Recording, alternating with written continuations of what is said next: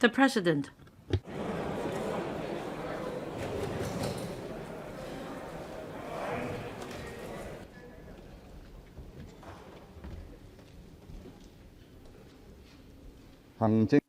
The Chief Executive will deliver the policy address to the Council.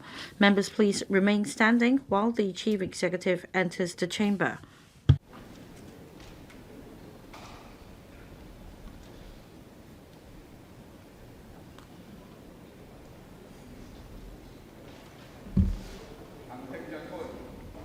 The Chief Executive.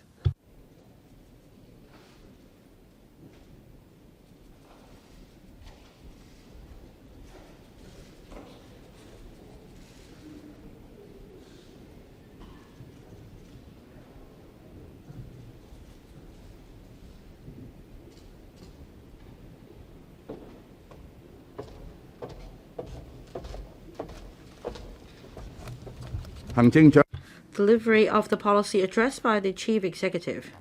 Chief Executive.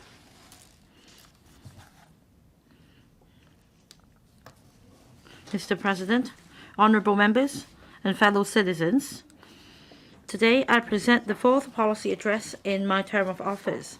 First of all, I'd like to thank the honourable members, participants of the 24 consultation sessions and members of the community for giving many views and suggestions for this policy address.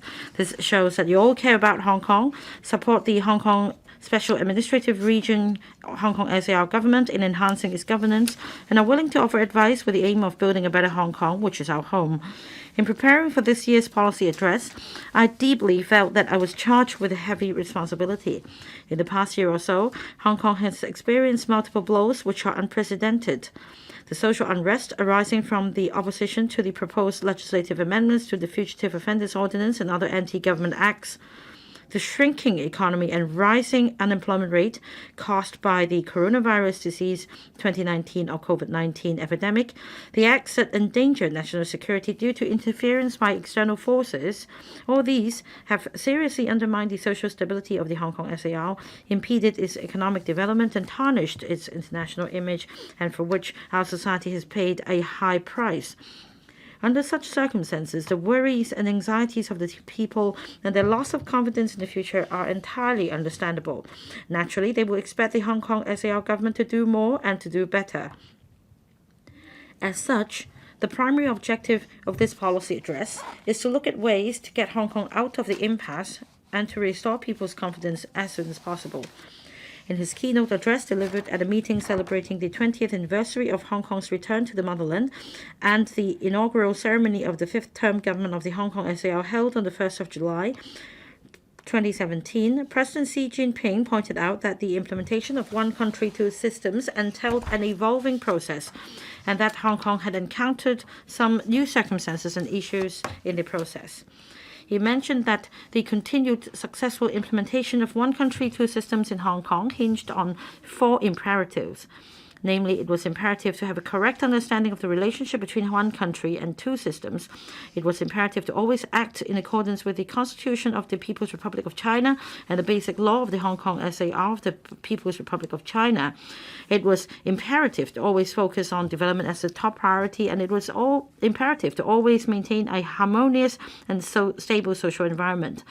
The policy address that I delivered today seeks to restore Hong Kong's constitutional order, consolidate and enhance Hong Kong's strengths, and diversify its economic development, and build on our past efforts to continue to improve people's well-being with a view to resolving our immediate and long-term social problems. I wish to receive support from the Legislative Council and the community. Since my delivery of the 2019 policy address, Hong Kong has been facing severe and unprecedented challenges in the past year. The COVID-19 outbreak, coupled with social unrest in the second half of last year, has taken a toll on our commercial activities. The local economy has experienced a rapid downturn with a continual rise in the unemployment rate and the various sectors badly hit. Although the promulgation of the law of the People's Republic of China on safeguarding national security in the Hong Kong Special Administrative Region, or the National Security Law, on the 30th of June this year has restored stability in our society, the road to economic recovery is still fraught with difficulties. On the other hand, we have seen a quick rebound in the economy of our country as a result of vigorous efforts in putting the epidemic under control. Said to be the only major economy to record growth in 2020, the mainland has put forward a new development pattern of domestic and international dual circulation. While benefiting from its proximity to the mainland and the central government's long-standing support under the one country, two systems principle, Hong Kong's economic development will be given new impetus. It can continue to capitalize on the strengths to serve the country's needs with proactive participation in the domestic and international dual circulation, as well as better integration into the overall national development. In light of this development, I announced early last month the postponement of the delivery of this year's policy address to allow more time for discussion with the relevant central authorities as well as the Guangdong provincial government on policy initiatives that will support Hong Kong's development and enhance the community's confidence in the future. I led the government delegation to Beijing, Guangzhou, and Shenzhen from the 3rd to the 7th of November for in-depth exchanges with the relevant mainland authorities and received very positive feedback. At our meeting with Mr. Han Zheng, Vice Premier of the State Council, he remarked that, quote, the central government will fully support whatever measure that is conducive to maintaining the long-term prosperity and stability of Hong Kong, improving the well-being of Hong Kong people, and promoting greater integration of Hong Kong into the overall development of the country. End of quote. I will now give a brief account of the results achieved during my visit to Beijing and will explain further under the relevant policy areas later.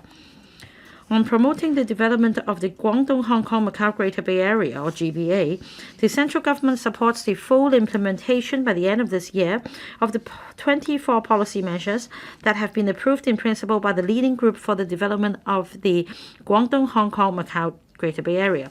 In addition to measures rolled out earlier, such as tax concessions, facilitation of property purchase, support for young entrepreneurs, cross-boundary remittance of science and technology funding, and liberalization of legal and construction professional services, further measures to be introduced shortly include permitting the use of Hong Kong-registered drugs and common medical devices in designated Hong Kong-owned healthcare institutions in the mainland cities of the GBA, relaxing the limitation on exporting mainland human genetic resources to Hong Kong for research purposes, facilitating Hong Kong private cars traveling to Guangdong via the Hong Kong-Zhuhai-Macau Bridge, and expediting the implementation of cross-boundary wealth management connect scheme. On consolidating and enhancing Hong Kong's status as an international financial center, the central government supports further deepening the mutual access between the mainland and the Hong Kong financial markets and the gradual expansion of the scope of eligible securities under the mutual market access programs, and agrees to accelerate the pace of the inclusion of pre-profit biotechnology companies listed in Hong Kong and stocks listed on the mainland Scientech Innovation Board meeting certain prescribed career in the scope of eligible securities under the program. On consolidating and enhancing Hong Kong's status as an international aviation hub, the central government supports participation of the Hong Kong International Airport in the operation and development of Zhuhai Airport through investment by way of share acquisition according to market principles, with a view to deepening the cooperation of the two airports in building a globally competitive world-class airport cluster. On the development of an international innovation technology or INT hub, the central government supports the joint development of the Shenzhen-Hong Kong INT Cooperation Zone, which comprises the Shenzhen INT Zone and the Hong Kong Shenzhen INT Park at the Lok Ma Chau Loop, with a view to establishing one zone, two parks at one river, two banks under the auspices of one country, two systems. On improving the infrastructure of land boundary control points between Hong Kong and Shenzhen, the central government supports the deepening of cooperation between Hong Kong and Shenzhen, the enhancement of the Lok Ma Chau Huanggang control point, and the implementation of co-location arrangements at the new Huanggang control point in Shenzhen, so as to release over 20 hectares of land at the Hong Kong point for other uses. We'll also explore with Shenzhen the enhancement of the Lowell control point in due course. Drawing on the experience of Hong Kong private cars traveling to Guangdong via the Hong Kong-Zhuhai-Macau Bridge, will explore the implementation of the same policy at other Hong Kong-Shenzhen land boundary control points. On facilitating Hong Kong enterprises to tap the mainland domestic market, the central government supports the collaboration of the Guangdong province with the Hong Kong Trade Development Council and the relevant chambers of commerce in providing policy, advisory, training, and business matching services to Hong Kong enterprises, thereby enabling them to expand their domestic sales channels and establish interface with e-commerce platforms in the mainland market. On fighting against the epidemic, the central government supports and requests the Hong Kong SAR government to adopt all necessary measures to guard against the importation of cases and resurgence of domestic infections, with the aim of gradually resuming travel between Hong Kong and Guangdong in an orderly manner through mutual recognition of health codes when the epidemic situation in Hong Kong stabilizes. The central government also supports Hong Kong in ensuring the supply of COVID-19 vaccines and will reserve a certain amount of vaccines developed or produced in the mainland for use by Hong Kong people when necessary. Such a strong policy support from the central government is conducive to Hong Kong's putting forward and implementing concrete measures in various areas. The Hong Kong SAR government will strengthen its communication interface with the relevant ministries and Guangdong provincial government and set up task forces to take forward various initiatives. However, to drive forward the development of various sectors in Hong Kong, we need to comprehensively and accurately implement the principles of one country, two systems, Hong Kong people administering Hong Kong, and a high degree of autonomy. This year marks the 30th anniversary of the promulgation of the Basic Law. Looking back at the development journey of the Hong Kong SAR in the past 23 years, we should deeply appreciate the great concept of one country, two systems put forth by Mr. Deng Xiaoping, which has not only successfully resolved the issues left over by history, making it possible for Hong Kong to return to the embrace of our motherland, but also ensure the prosperity and the stability of Hong Kong. Last year, the fourth plenary session of the 19th Central Committee of the Communist Party of China adopted the decision on upholding the principle of one country, two systems, maintaining lasting prosperity and stability of Hong Kong and Macau, and promoting the peaceful reunification of China as one of the notable strengths of the state and governance systems of our country. This clearly illustrates the central government's unwavering determination in upholding one country, two systems principle. To ensure that the one country, two systems principle is fully and accurately implemented, we must adhere to the Constitution and the Basic Law. According to Article 31 of the Constitution, the state may establish special administrative regions when necessary. The systems to be instituted in SARs shall be prescribed by law enacted by the National People's Congress in the light of specific conditions. The NPC, or National People's Congress, is the highest organ of state power, and its decisions have the highest legal effect. The Standing Committee of the NPC, or NPCSC, has the power to interpret the Basic Law. The NPC and its Standing Committee have the power to supervise the implementation of the Basic Law. These provisions, in essence, constitute the constitutional order of the Hong Kong SAR. Shortly after my assumption of office, I made it clear that to ensure the robustness of one country, two systems, the Hong Kong SAR must uphold the one country, two principle and handle the relationship between the central government and the Hong Kong SAR correctly. The chief executive is responsible to both the Hong Kong SAR and the Central People's Government, CPG. Under the constitutional function of dual responsibility, the chief executive is required to comprehensively, accurately, and firmly implement the one country, two systems principle and uphold the Basic Law. Under the Basic Law, the chief executive is vested with a dual role as head of the executive authorities of the Hong Kong SAR, that is the Hong Kong SAR government, and that of the Hong Kong SAR representing the whole region. One can see the extensive powers conferred upon the chief executive by referring to Chapter 4 of the Basic Law, which sets out the provisions relating to the political structure of the Hong Kong SAR. In addition to leading the executive authorities, the chief executive has specific roles and functions to play in respect of the exercise of powers and functions by the legislature and the judiciary of Hong Kong. This demonstrates the Hong Kong SAR's adherence to the executive-led structure under the core leadership of the chief executive, who is directly accountable to the CPG. Under this framework, the powers of the executive authorities, the legislature, and the judiciary are individually positioned with a division of work.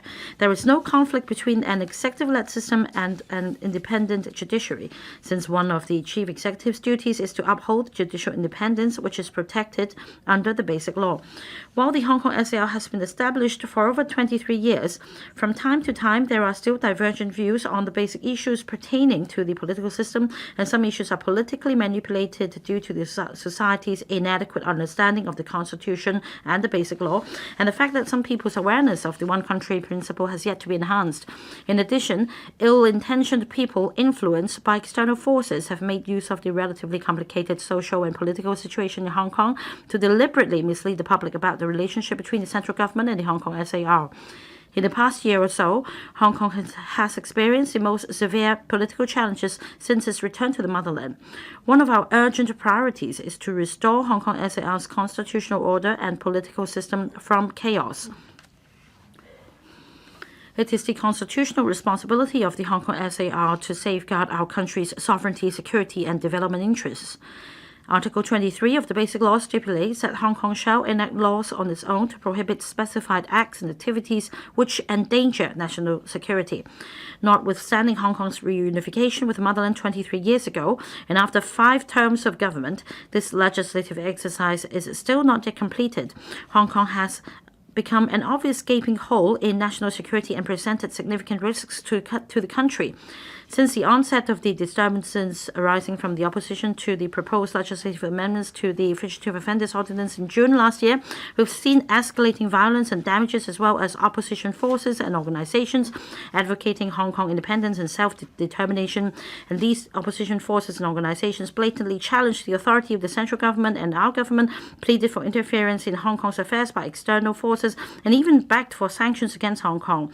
Meanwhile, foreign governments and legislatures have intensified their interference in Hong Kong's affairs, which are squarely China's internal affairs, severely jeopardizing our nation's security. The situation in Hong Kong has evolved to such a state that the central government has no alternative but to step in and take action. On the 30th of June this year, the NPCSC passed the National Security Law and included it in Annex 3 to the Basic Law in accordance with Article 18 of the Basic Law. The law took effect in Hong Kong on the same day, and over the past 4 months or so, the National Security Law has been remarkably effective in restoring stability in Hong Kong. Advocacies of Hong Kong independence and collusions with external forces have progressively subsided. Some of the prominent figures have kept a low profile. Radical organizations have ceased operation or dissolved. Those who are suspected of violating the law have absconded, and street violence is significantly on the decline. After a year of social unrest with fear for personal safety, Hong Kong people can once again enjoy their basic rights and freedoms according to the law. I must emphasize that, as expressly provided in Article 4 of the National Security Law, the principle of respecting and protecting human rights will be upheld, and the legitimate rights of Hong Kong people to exercise their freedom of speech, press, assembly, demonstration, procession, etc. will not be compromised in safeguarding national security. According to Article 12 of the National Security Law, the Committee for Safeguarding National Security of the Hong Kong SAR, chaired by me, shall assume primary responsibility for safeguarding national security in the Hong Kong SAR and is supervised by and accountable to the CPG. I and all committee members will do our utmost to fully cooperate with the National Security Advisor appointed by the central government, as well as the Office for Safeguarding National Security and other offices set up by the central government in Hong Kong SAR, and to make the best use of the powers conferred by the National Security Law upon the Hong Kong SAR government. We'll also spare no effort in fulfilling our responsibility in exercising jurisdiction over criminal cases under the National Security Law to effectively prevent, suppress, and punish acts and activities that endanger national security. To safeguard national security comprehensively, it is incumbent upon the Hong Kong SAR government to strengthen publicity and education to enhance Hong Kong people's understanding of national security and law-abiding awareness. We are drawing up relevant plans in accordance with Articles 9 and 10 of the National Security Law, and will make good use of the annual Constitution Day and National Security Education Day to conduct public education on a larger scale. National flag, national emblem, and national anthem are the symbols and signs of a nation and must be protected by law and respected by people. According to Article 18 of the Basic Law, it is the constitutional responsibility of the Hong Kong SAR to implement in Hong Kong national laws listed in Annex 3 to the Basic Law. Upon completion of the local legislative procedures, the National Anthem Ordinance formally came into effect in the Hong Kong SAR on the 12th of June 2020. On the 17th of October 2020, the NPCSC endorsed the amendments to the laws of the People's Republic of China on the national flag and the laws of the PRC on the national emblem. The Hong Kong SAR government will introduce suitable amendments to the national flag and national emblem ordinance with a view to implementing provisions that are applicable to the Hong Kong SAR and fulfilling the constitutional responsibility of the Hong Kong SAR. Article 104 of the Basic Law provides that when assuming office, the chief executive, principal officials, members of the Executive Council and of the electoral, judges of the courts at all levels, and other members of the judiciary in the SAR must, in accordance with the law, swear to uphold the Basic Law and swear allegiance to the Hong Kong SAR. The NPCSC endorsed the interpretation of Article 104 on the 7th of November 2016, which explains that the provisions of the article are not only the legal content, which must be included in the oath, but also the legal requirements and preconditions for standing for election or taking up public offices specified in the article. The taking of the oath is a legal pledge made by public officers to the People's Republic of China and the Hong Kong SAR and is legally binding. The interpretation also makes it clear that an oath taker who makes a false oath or who, after taking the oath, engages in conduct in breach of the oath shall bear legal responsibility in accordance with the law. Article 35 of the National Security Law clearly stipulates that the person who is convicted of an offence endangering national security shall immediately be disqualified from standing as a candidate in elections or holding any public office.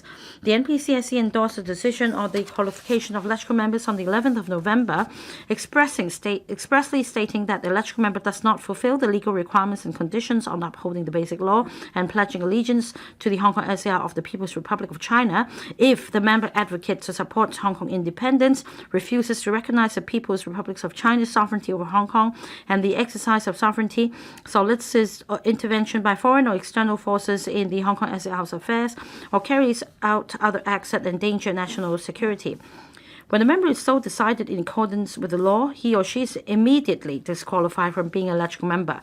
To implement the Basic Law, the requirements of the National Security Law, as well as the NPCSC's interpretation and decision on the qualification of electoral members, the Hong Kong SAR government will introduce a bill with reference to relevant local court judgments within this year to amend such local laws as the Oaths and Declarations Ordinance and the Legislative Council Ordinance in order to enhance the oath-taking arrangements and to deal with those who have engaged in conduct that breaches the oath after swearing in, as well as the legal consequences and the relevant statutory procedures involved. Pursuant to Article 99 of the Basic Law, civil servants must dedicate themselves to their duties and be responsible to the Hong Kong SAR government. The Hong Kong SAR government has made it clear that all civil servants joining the government on or after the 1st of July 2020 must sign a declaration to uphold the Basic Law, swear allegiance to the Hong Kong SAR of the People's Republic of China and be responsible to the Hong Kong SAR government. As for serving civil servants, the Secretary for the Civil Service will announce the implementation details in due course.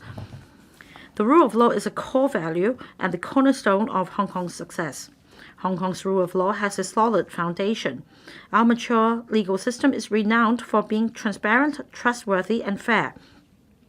The Department of Justice is in charge of criminal prosecution without any interference. Our courts exercise judicial power independently without any interference. And a robust and legal aid system is in place to ensure that all Hong Kong residents are equal before the law. Since our reunification with the motherland, Hong Kong's laws and judicial independence have been highly regarded internationally. More importantly, these elements are protected under the Basic Law. To enhance the community's proper understanding and practice of the rule of law, the Department of Justice will strive to implement a 10-year initiative, Vision 2030 for Rule of Law. Through collaboration with various stakeholders, more targeted public education activities will be carried out, including educating the youth on the proper understanding of the rule of law and promoting their law-abiding awareness, and research on the rule of law and related data compilation will be conducted. Besides, through enhanced efforts in promotion and explanation to clarify misconceptions and misunderstanding, the Department of Justice will continue to showcase that Hong Kong remains a neutral and effective international legal hub for deal-making and dispute resolution services, and to facilitate equal access to justice and sustainable development by creating synergy and momentum through international and regional collaboration. To enhance and promote Hong Kong's status as an international legal hub, the government has provided office accommodation in the West Wing of the former central government offices and the former French Mission building for over 20 local, regional, and international law-related organizations. Together with the Justice Place in the former central government offices, an iconic legal hub was commissioned on the 2nd of November this year. Fair trial and due process are essential elements of the rule of law. In this respect, the judiciary plays a pivotal role and performs its important constitutional functions under the Basic Law. In the discharge of their responsibilities, judges look only at the letter and the spirit of the law without any interference. However, independent judicial power does not deny a party the opportunity of lodging a complaint against the court ruling. For criminal cases, there is redress by way of an appeal or review, or an application for recusal, whether by the accused or the prosecution. Complaints against the impartiality and conduct of individual judges can also be made to the judiciary. Hong Kong has long been one of the safest cities in the world, and our discipline services are highly trusted by the public. In the past year or so, Hong Kong has experienced social unrest with violent acts and justice lawbreaking advocated by some people, severely damaging social order and the rule of law and posing threats to people's lives and properties. To turn around this situation, we must take stringent law enforcement actions. If there is evidence that someone violates the law, the offender must face legal sanctions regardless of his or her status or background. No one has any privileges under the law. The police will handle the cases in a fair, just, and impartial manner in accordance with the law. Over 2,300 persons are being prosecuted in connection with the disturbances arising from the legislative exercise of the Fugitive Offenders Bill, and the legal proceedings of most of the cases are underway. For arrestees under the age of 18 who have expressed contrition and are not involved in serious offences, the police is prepared to consider handling the cases with measures conducive to their rehabilitation as appropriate, for example, by cautioning them under the police superintendent's discretion scheme or imposing bind-over orders with the prerequisite that the minors must admit their wrongdoings. The 2020 electoral general election, originally scheduled for the 6th of September 2020, has been postponed for a year amidst the severe epidemic situation. According to the decision made by the NPCSC, the sixth-term electoral will continue to discharge its duties for no less than 1 year until the commencement of the seventh-term electoral. There are views in the community calling for the Electoral Affairs Commission, or EAC, to change and enhance the existing electoral arrangements. Meanwhile, the Constitutional and Mainland Affairs Bureau, CMAB, has also reviewed the existing legislation on the regulation of various electoral arrangements. Taking into account the proposals put forward by the EAC last month and the community's views, the CMAB will introduce bills to revise the relevant legislation in due course so as to enhance the electoral system and arrangements. The current term government adopts a proactive fiscal policy with substantial resources devoted to investment for Hong Kong and relieving our people's burden.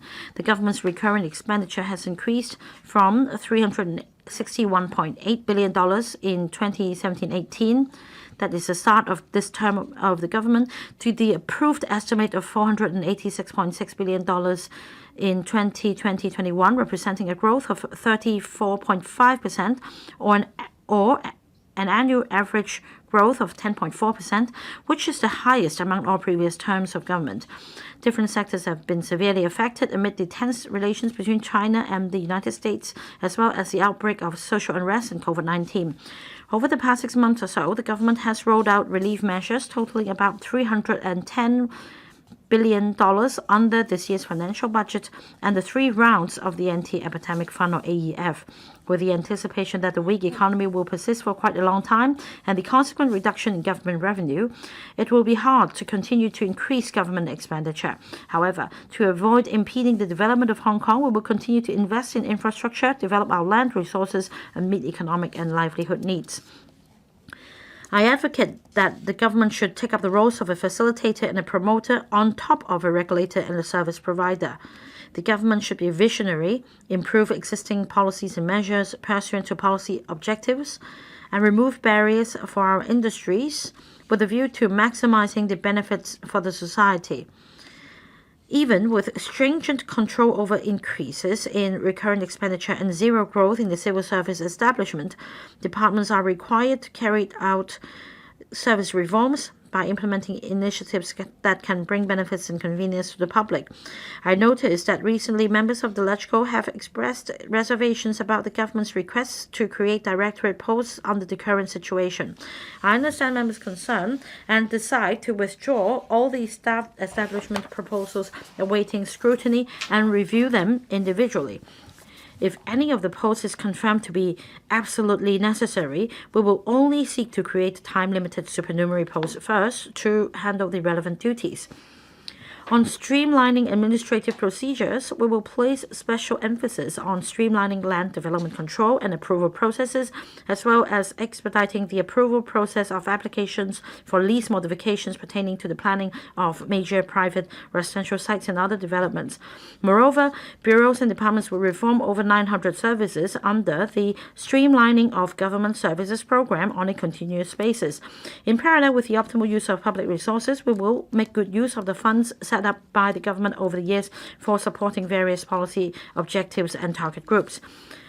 After taking stock of the situation, I noticed that some of the funds have a substantial balance which can be put to more effective use.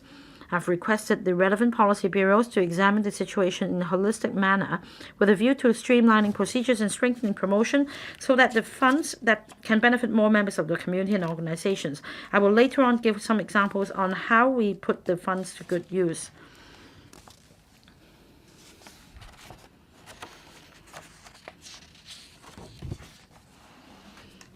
The year 2020 has presented mankind with an unprecedented public health crisis. With the exception of China, the epidemic situation across the globe shows no sign of abating and is even worsening rapidly in some places. Governments around the world have to implement extremely stringent border control and social distancing measures. During almost 1 year of our fight against the epidemic, Hong Kong has remained vigilant and committed. Mobilizing the whole community to fight the virus together, the government has been maintaining a high degree of transparency in its anti-epidemic efforts and seeking the cooperation and support of the entire community. During the multiple waves of the epidemic, the Hong Kong community has shown its unity and the spirit of mutual help in working towards a common goal. We've seen a large number of medical staff, serving and retired civil servants, as well as members of the auxiliary services making concerted efforts to perform arduous tasks such as medical surveillance, contact tracing, virus testing, quarantine and treatment government project teams, as well as contractors and workers laboring day and night to set up more quarantine centers and community treatment facilities within the shortest time. Professional teams traveling to and from the mainland and overseas fearlessly to take Hong Kong people home. Community organizations and volunteers distributing protective equipment to support the underprivileged, and technology personnel zealously exploring the application of research and development or R&D outcomes in related prevention and control work. The SAR government would like to extend its heartfelt gratitude to each and everyone who has joined the fight against the epidemic. The central government is very concerned about the development of the epidemic in Hong Kong and has responded positively to requests from the Hong Kong SAR government, including supplying personal protective equipment, exporting mass production machines, assisting Hong Kong residents stranded in mainland and overseas in returning home, and supporting 3 major projects to help Hong Kong suppress the third wave of the epidemic and enhance our capability in treating patients in the future. With the full support of the central government, the Universal Community Testing Program, which provided voluntary virus testing services for more than 1.7 million people, was concluded smoothly in mid-September. The new community treatment facility at Asia World Expo, AWE, has also been commissioned ahead of schedule early last month, while the construction of a temporary hospital is expected to be completed in January next year. To support Hong Kong in ensuring the supply of vaccines, the central government has recently agreed to reserve a certain amount of vaccines developed or produced in the mainland for use by Hong Kong people when necessary. On behalf of the Hong Kong SAR, I wish to express our sincere gratitude to the central government as well as the provinces and cities which have come to our assistance.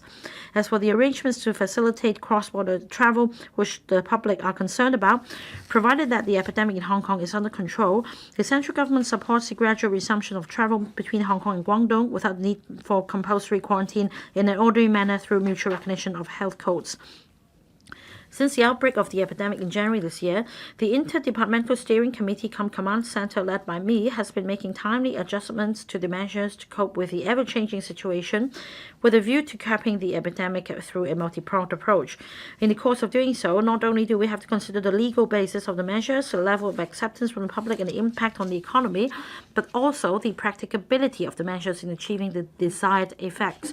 This is by no means an easy task, but I can assure that every decision we made is based on science, expert advice, and the information available to us at the time, and that political considerations have never come into play.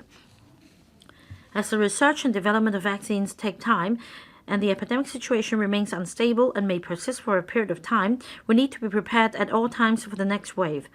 With the concerted efforts of the government and the sector, the testing capacity of the local private sector has increased from several thousand per day initially to the current level of over 100,000. And the cost of testing has also dropped substantially.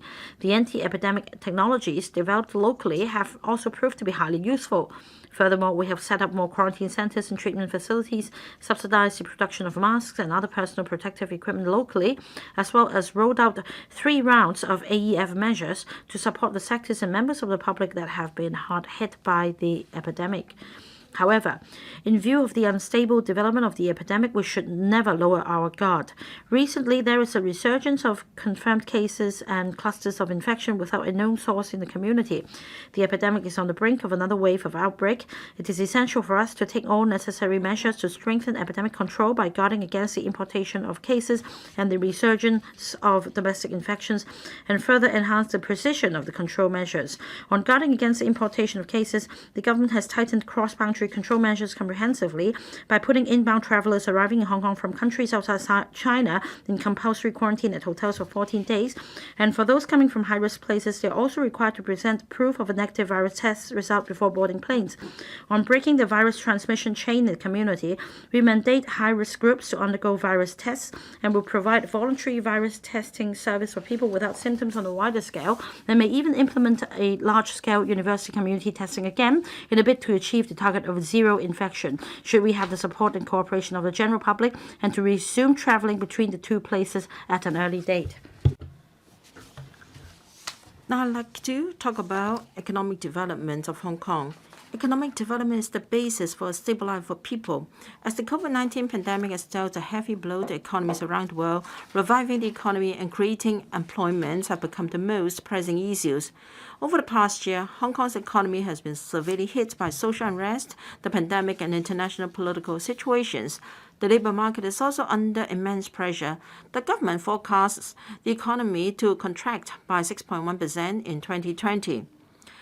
As the overall strategy guiding economic development, the current term government emphasizes leveraging our unique advantages under one country, 2 systems, integrating proactively international development, striving to resolve the 2 bottlenecks of land and talents, and investing substantially in I&T industries.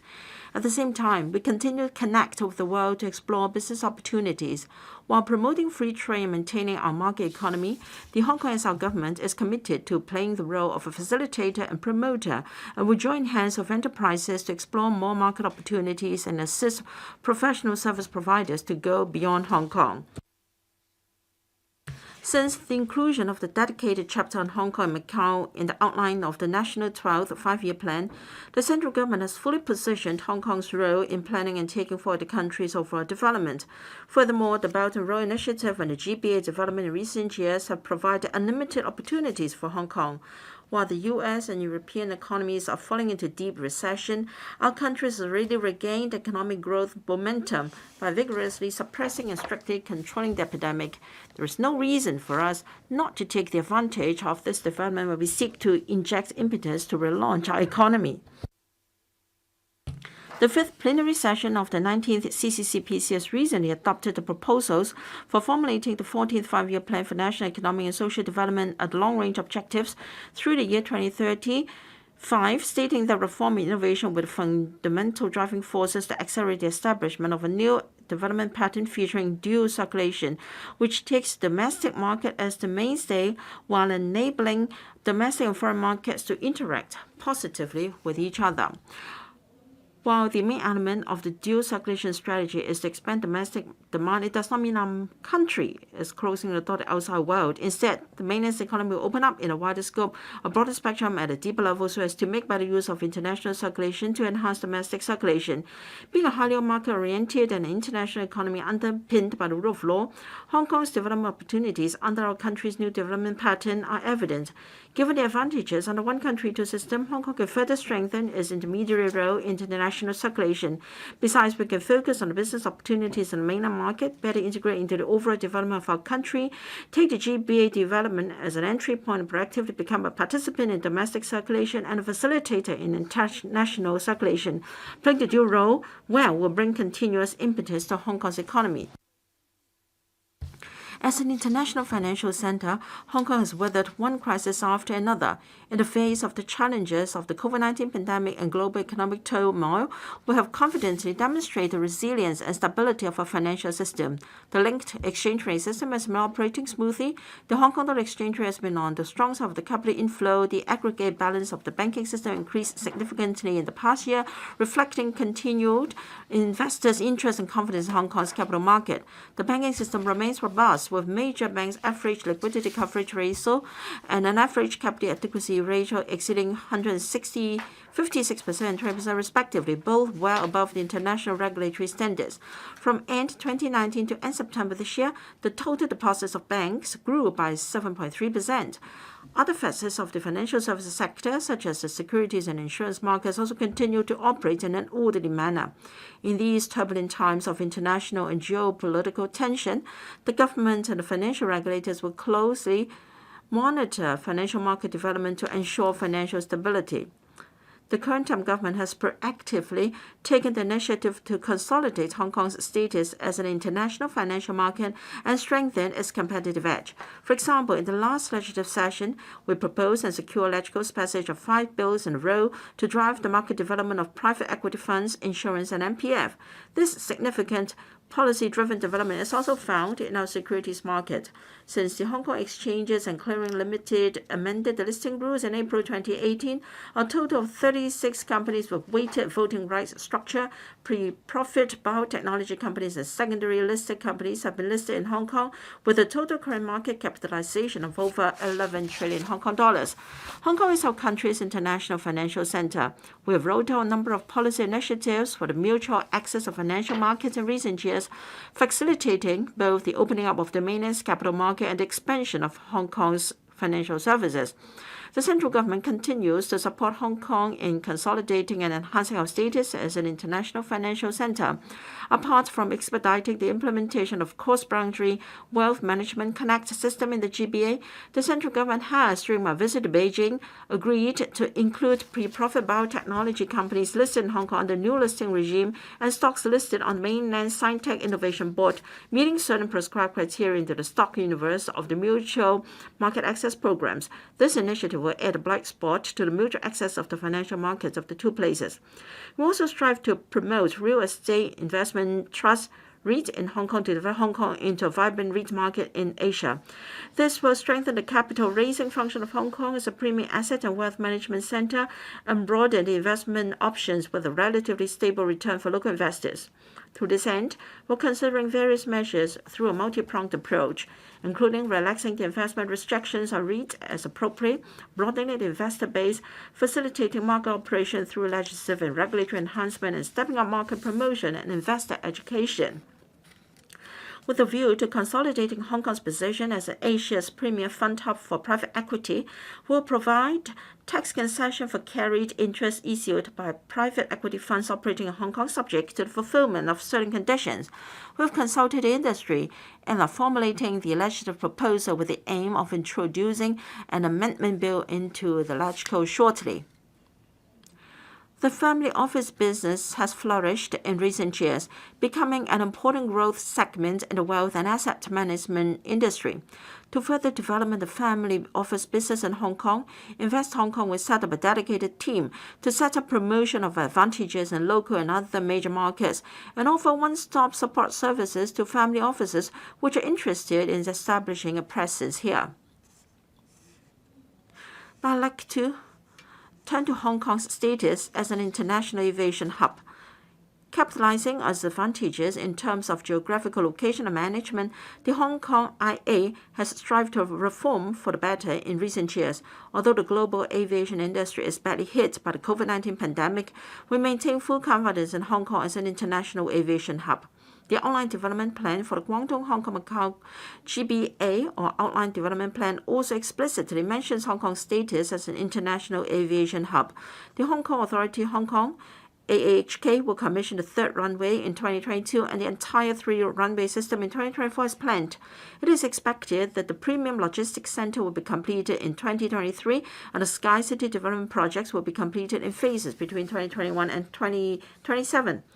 The AHK has been operating and managing the Zhuhai Airport under a franchise since 2006 with excellent results. The commissioning of the HZMB provides an opportunity for further cooperation between the two airports by integrating the mainland aviation network of the Zhuhai Airport with the international network of Hong Kong IA, strengthening the competitive edge of the entire GB in aviation, thereby enabling Hong Kong's aviation business to play a key dual role in the dual circulation policy. I've earlier put forward a series of recommendations to the central government on consolidating and enhancing Hong Kong's status as an international aviation hub, which include allowing the AHK to inject equity into the Zhuhai Airport on the basis of market principles for achieving greater synergy between the two airports. I would like to express my gratitude to the central government for its full support to those recommendations during my visit to Beijing. The Civil Aviation Administration of China has also agreed to commence preparation for the provision of cross-boundary commercial helicopter services between Guangdong and Hong Kong, which will enhance the internationalized business environment in the GBA. Moreover, to further leverage the Hong Kong IA's contribution in promoting Hong Kong's economic development, the Hong Kong SL government has accepted a number of proposals put forward by AAHK to develop automated car parks on the Hong Kong Boundary Crossing Facilities, or HKBCF Island of the HZMB, where self-drive visitors from Guangdong and Macau driving the cars via the HZMB and fly out from the Hong Kong IA or visit Hong Kong can park their cars there. Land-to-air transfer passengers, after parking their private cars in the automated car parks, may proceed to the boarding gates directly through the international transfer terminal located within the restricted area of the airport without the need to go through Hong Kong's immigration clearance. Other visitors may go through clearance procedures at the passenger clearance building at the HKBCF to enter Hong Kong after parking. The second is to take forward the Airport City Link project connecting the Sky City and the HKPCF Island by constructing a bridge system and by applying autonomous transportation system to strengthen the overall transportation network and capacity, thereby connecting the Sky City, the HZMB, Hong Kong Port, and Hong Kong IA as one. As the next step, the AHK plans to extend the autonomous transportation system of the Airport City Link to Tung Chung Town Centre and optimize the roads along the eastern coast of the airport island so as to provide a comprehensive and environmentally friendly transport link connecting Tung Chung Town Centre, the airport island, and the HKBCF Island. To construct the Hong Kong International Aviation Academy campus and student dormitories on the HKBCF Island in order to strengthen talent training and attract more Hong Kong youth to join the aviation industry, and to reserve part of the land parcels on HKBCF Island for the development of the air cargo logistics and related supporting facilities for the airport community. This innovative idea of optimizing the use of the land adjacent to the airport will not only provide more job opportunities and a better living environment for the expanding Tung Chung community, but also inject new development elements and economic impetus into the whole Northland town. The AHK will brief the public on this project later. Innovation and technology. Hong Kong has universities with strong R&D capabilities, a pool of talent and foreign talents, a vibrant R&D atmosphere, as well as a thriving startup ecosystem. Over the past 3 years or so, with the support of the Ministry of Science and Technology as a result of the Hong Kong government's high-level steer, cross-boundary collaboration, and also investment worth $100 billion, as well as the implementation of the 8 major directions set out in my 2017 policy address, Hong Kong's INT development has been very vibrant. Some even describe it as the dawn of a golden era for INT development. The progress achieved in various areas of work is detailed in this year's policy address supplement. The COVID-19 epidemic has enabled Hong Kong to successfully demonstrate how technology can be applied to solve problems. In combating the pandemic, the Hong Kong community has made good use of local R&D outcomes to prevent and control the disease, address livelihood needs, as well as commercialize these outcomes. Since the promulgation of a Smart City Blueprint for Hong Kong in late 2017, we've been making every effort to implement the initiatives under the blueprint of good progress on the whole. Among them, the faster payment system launched in 2018 has turned a new page for electronic payment in Hong Kong, with money transaction volume exceeding 12 million and amounting to over $130 billion. We set out more than 130 Smart City initiatives in the Smart City Blueprint for Hong Kong 2.0 to be released next month, aiming to help people perceive how a smart city and the use of INT can benefit their daily lives. To further promote smart government and the digital transformation of the whole society, we'll launch the I Am Smart in December this year. It will offer over 20 frequently used public services initially, including online application for vehicle license renewal and electronic submission of tax returns. We'll invite other public utilities to provide services on the platform. We hope the commercial sector will actively participate in the I Am Smart platform. This year marks the 40th anniversary of the establishment of the Shenzhen Special Economic Zone. Hong Kong and Shenzhen, two neighboring cities, share a unique relationship which is as good as ever after so many years. From the front shop back plant model in the early days of our country's reform and opening up, to the cooperation between the two strong players in the areas of INT today, the relationship between Hong Kong and Shenzhen is always robust and thriving. The central government strongly supports the cooperation between Hong Kong and Shenzhen in developing an international INT hub in the GBA, and has agreed to the joint development of the Shenzhen-Hong Kong Innovation and Technology Cooperation Zone, which comprises the Shenzhen Innovation and Technology Zone and Hong Kong Shenzhen Innovation and Technology Park at the Long Ma Chau Loop, with a view to establishing one zone, two parks at One River, Two Banks under auspices of One Country, Two System.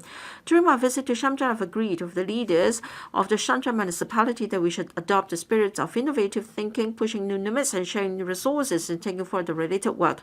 The governments of the two cities are exploring the feasibility of allowing the Hong Kong Science and Technology Parks Corporation to lease and manage certain areas of the Innovation Technology Zone in Futian, Shenzhen, so that institutes and enterprises which are interested in starting the business in the GBA can establish a presence in the SITZ before the completion of the first batch of buildings in HSITP. Such cooperation is imperative because on the road of INT, one will never go too fast and should strive to go fast. We'll seize the opportunity to foster the development of the ecological chains of INT industry in Hong Kong and Shenzhen, so as to offer tremendous employment and startup business opportunities for young people of Hong Kong. Talent is the key to success of INT development. Over the past few years, we have substantially increased funding for local postgraduate students and resources for nurturing technology talents. Recently, some university presidents told me that quite a number of outstanding R&D talents working overseas are interested in coming to work in Asia in view of the rapid INT development in Hong Kong, and that Hong Kong should seize this opportunity to attract more INT talents. As such, I propose launching a global STEM professorship scheme for a period of 5 years at an estimated cost of $2 billion. There are a number of large-scale technology enterprises in Shenzhen which require an extension pool of talents in transferring R&D outcomes into application. Recently, some enterprises have taken initiative to contact me and express their wish to provide employment opportunities in the GBA for young people of Hong Kong who aspire to pursue a career in the INT sector. Later, I'll talk about the proposed GBA youth employment scheme under which several hundreds of places will be set aside for the INT sector. Infrastructure investment is conducive to economic development and can create a significant number of job opportunities. Based on past experience, scaling back infrastructure and seizing land creation during an economic downturn would have an adverse impact on the economy and people's livelihood. In view of this, the government will continue to invest in infrastructure with an estimated annual expenditure of over $100 billion on average in the next few years, and strive to ensure the early commencement of capital works projects. To enable more district-based livelihood projects which can create jobs to be launched as soon as possible, we propose that LegCo should raise the expenditure ceiling of each minor works project funded under the block votes from the current $30 million to $50 million. We believe this would expedite the implementation of projects that are closely related to the daily lives of the people, such as renovation of school and leisure facilities, works on improving environmental hygiene, as well as minor works on roads, drainage, and water supply. Over the past few years, the Development Bureau has been proactively implementing the Construction 2.0 initiative to facilitate the professionalization and revitalization of the traditional construction industry with a wide adoption of the INT, the speedy completion of the quarantine center at Lei Moon Park and Holiday Village with the use of the modular integrated construction method amid the epidemic has been acclaimed by the Institution of Civil Engineers of the United Kingdom. To further promote the digitalization and innovation of the construction industry as well as enhance project performance, our chair and international construction leaders summit next year to collect views from and formulate strategies with various stakeholders. During my visit to Beijing, I conveyed to the central government officials the difficulties encountered by Hong Kong enterprises through their set-up factories in mainland for manufacturing goods for export due to the sluggish U.S. and European markets. The central government understood the difficulties and agreed to provide assistance to Hong Kong enterprises in tapping into the mainland domestic market. For example, the HKTDC will launch a one-stop Go GBA platform in collaboration with the Guangdong Province and related chambers of commerce to provide multifaceted support for Hong Kong enterprises, including market information on the GBA and related government policies, encourage service and training, as well as business promotion, development, and matching services. In addition, the HKTC will help Hong Kong enterprises gain access to the large-scale e-commerce platforms in the mainland through the provision of training and the cooperation of the online design gallery, as well as promoting awareness and image of Hong Kong products on these platforms. Besides, the Council will also use its physical network in the mainland to provide business support for Hong Kong enterprises in handling operational issues such as the import declaration, logistics, and settlement of payment. We'll further consolidate Hong Kong's position as a prime platform and a key link for the BNR initiative and strengthen the cooperation with BNR related countries and regions so as to open up a larger market for various sectors. The Hong Kong SL government is seeking to organize jointly a high-level roundtable with the State-owned Assets Supervision and Administrative Commission of the State Council to explore enhancements of modern corporate governance and to strengthen R&D application by leveraging the international experience and professional strengths of Hong Kong, thereby enhancing the competitiveness to go global through mutual collaboration. We'll also launch a mainland enterprise partnership exchange and interface program in the coming year to facilitate exchanges and networking that foster cooperation between Hong Kong's professional services sector and mainland enterprises, strengthen the capacity building of both sides and enhance the international outlook, market orientation, and professional standards of various projects. The Ministry of Commerce will continue to support the Hong Kong SL government in encouraging Hong Kong enterprises to set up business in the mainland's overseas economic and trade cooperation zones. In this connection, both sides have selected 5 ETZZs within the Association of Southeast Asian Nation region in Thailand, Malaysia, Cambodia, and Indonesia, and priorities will be given to promoting the electronics, toys, electrical appliances industry, etc., on a pilot basis. A total of 15 economies, including the 10 ASEAN states, Australia, China, Japan, South Korea, and New Zealand, has just signed the Regional Comprehensive Economic Partnership RCEP agreement on the 15th of November. The RCEP covers about 1/3 of the world's total population, accounting for 1/3 of the global GDP. On the RCEP, over 90% of the merchandise trade will eventually enjoy zero tariff treatment, which will certainly increase regional trade and investment and provide impetus for global economic growth. As a major financial and trade center and logistics hub of the region, coupled with the free trade agreements signed with most of the RCEP members, including the 10 ASEAN states, Australia and New Zealand, as well as the Closer Economic Partnership Arrangement, CEPA, signed with the mainland earlier on, Hong Kong is well placed to join the RCEP. The Hong Kong SL government has already expressed to the signatory economies its interest in joining the RCEP back in 2018, and we seek to be among the first batch of economies joining the RCEP. Since the promulgation of the outline development plan by the central government in February 2019, various central ministries have issued a number of policy documents to support the development of financial, legal, and professional services in the GBA, as well as rolled out measures to facilitate Hong Kong and Macau residents to work, live, and study in the mainland cities of the GBA. During my meeting with leaders of the Guangdong province and Shenzhen municipality earlier this month, we agreed to press ahead with the work in areas such as cross-boundary infrastructure development and clearance facilitation, joint development of an international I&T hub, cooperation in modern service industries, education, nurturing of talents and youth exchanges, as well as joint development of a quality living circle. Specific cooperation projects include: first, supporting Hong Kong's insurance industry in establishing after-sale service centers in the mainland cities of the GBA under the framework of the CIPA to provide Hong Kong, Macau, and mainland residents who are holders of Hong Kong policies with comprehensive support in different areas, including inquiries, claims, and renewal of policies. Two, implementing as soon as possible the arrangement of using Hong Kong registered drugs and medical devices used in Hong Kong public hospitals at the University of Hong Kong Shenzhen Hospital on a trial basis, subject to the approval of the Guangdong province, and extending policy to cover more designated healthcare institutions, drugs, and medical devices in a timely manner. Allowing traditional proprietary Chinese medicine products for external use registered in Hong Kong to be registered and sold in the GBA through a streamlined approval process. 4, pressing ahead with the quota-free scheme for Hong Kong private cars traveling to Guangdong via the HKFP after the commissioning of the Twin Moon Check-up Kok Tunnel, allowing eligible Hong Kong private cars to travel between Hong Kong and Guangdong via the HKFP without quota. The scheme will facilitate Hong Kong residents to drive to the Guangdong province for business, visiting families, or sightseeing on a short-term basis. The Hong Kong SI, the Guangdong governments will draw on the implementation experience of the scheme at the HKFP and proactively study extension of the scheme to Hong Kong-Shenzhen land boundary control points such that Hong Kong private cars can travel to both the eastern and western parts of Guangdong. Rationalizing the Hong Kong-Shenzhen land boundary control points for adjusting the functions and extending operating hours of some of these land boundary control points so as to progressively implement the east-in, east-out, west-in, west-out planning strategy for cross-boundary goods traffic.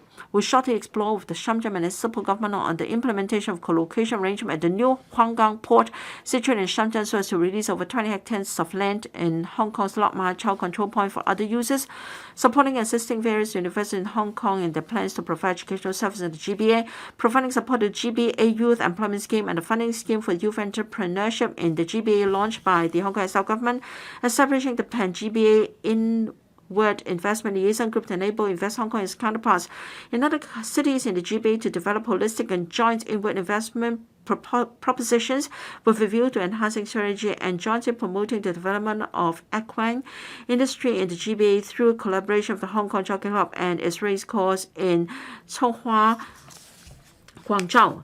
Tourism is one of Hong Kong's 4 pillar industries, and the number of petitioners amount to nearly 260,000. Our tourism industry has been subject to multiple blows since the second half of 2019. With cross-border people flow almost coming to a standstill, business is almost frozen. In view of this, the government has implemented a number of targeted relief measures since the second half of 2019 to help the industry tide over this difficult period. Given that the tourism industry will continue to face grave and prolonged challenges for quite some time in the future, the government will roll out additional relief measures for the industry, involving a total commitment of close to $600 million. These measures will benefit travel agents and their staff, freelance accredited tourist guides and tour escorts, whose main occupations are tourist guides and tour escorts, and drivers of tour service coaches mainly serving tourists.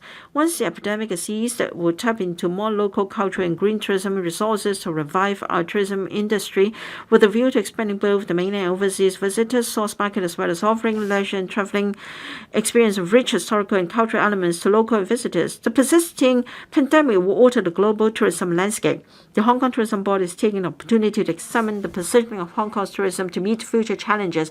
When I visit Beijing later, I will strive to enlist the continuous support of the Ministry of Culture and Tourism in the tourism cooperation between Hong Kong and the mainland and enhance the quality of the tourism industry. The government has launched the Convention and Exhibition Industry Subsidy Scheme under the AEF with a commitment of over $1 billion to provide impetus for the convention and exhibition industry in the next year or so. In the long run, we still have great confidence in the C&E industry. We take forward the plan to redevelop the sites of the 3 government towers in Wan Chai North and the Kong Wang Fire Station into C&E facilities, hotel, and Grade A office. The AHK will also invest in the construction of Phase 2 of the AWE. These 2 projects in total will increase C&E space by more than 40%.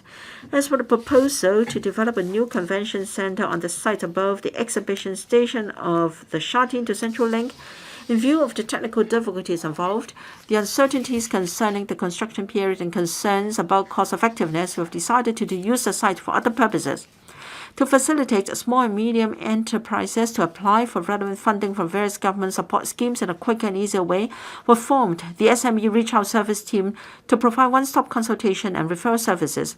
We plan to extend the scope of this SME Export Marketing Fund for 2 years to cover large-scale exhibitions organized by organizers with proven track record targeting the local market, as well as virtual exhibitions organized by the HKTDC and reputable exhibition organizers with good track record. Their eligibility criteria will also be relaxed to cover non-SMEs. To further encourage the professional services sectors to set up promotion of Hong Kong's competitive edges and professional services to the mainland cities of the GBA and overseas market after the pandemic has stabilized, we will set aside $50 million under the Professional Services Advancement Support Scheme to subsidize major professional bodies to participate in relevant activities organized by the Hong Kong Exec government, the HKTDs, and overseas economic and trade offices.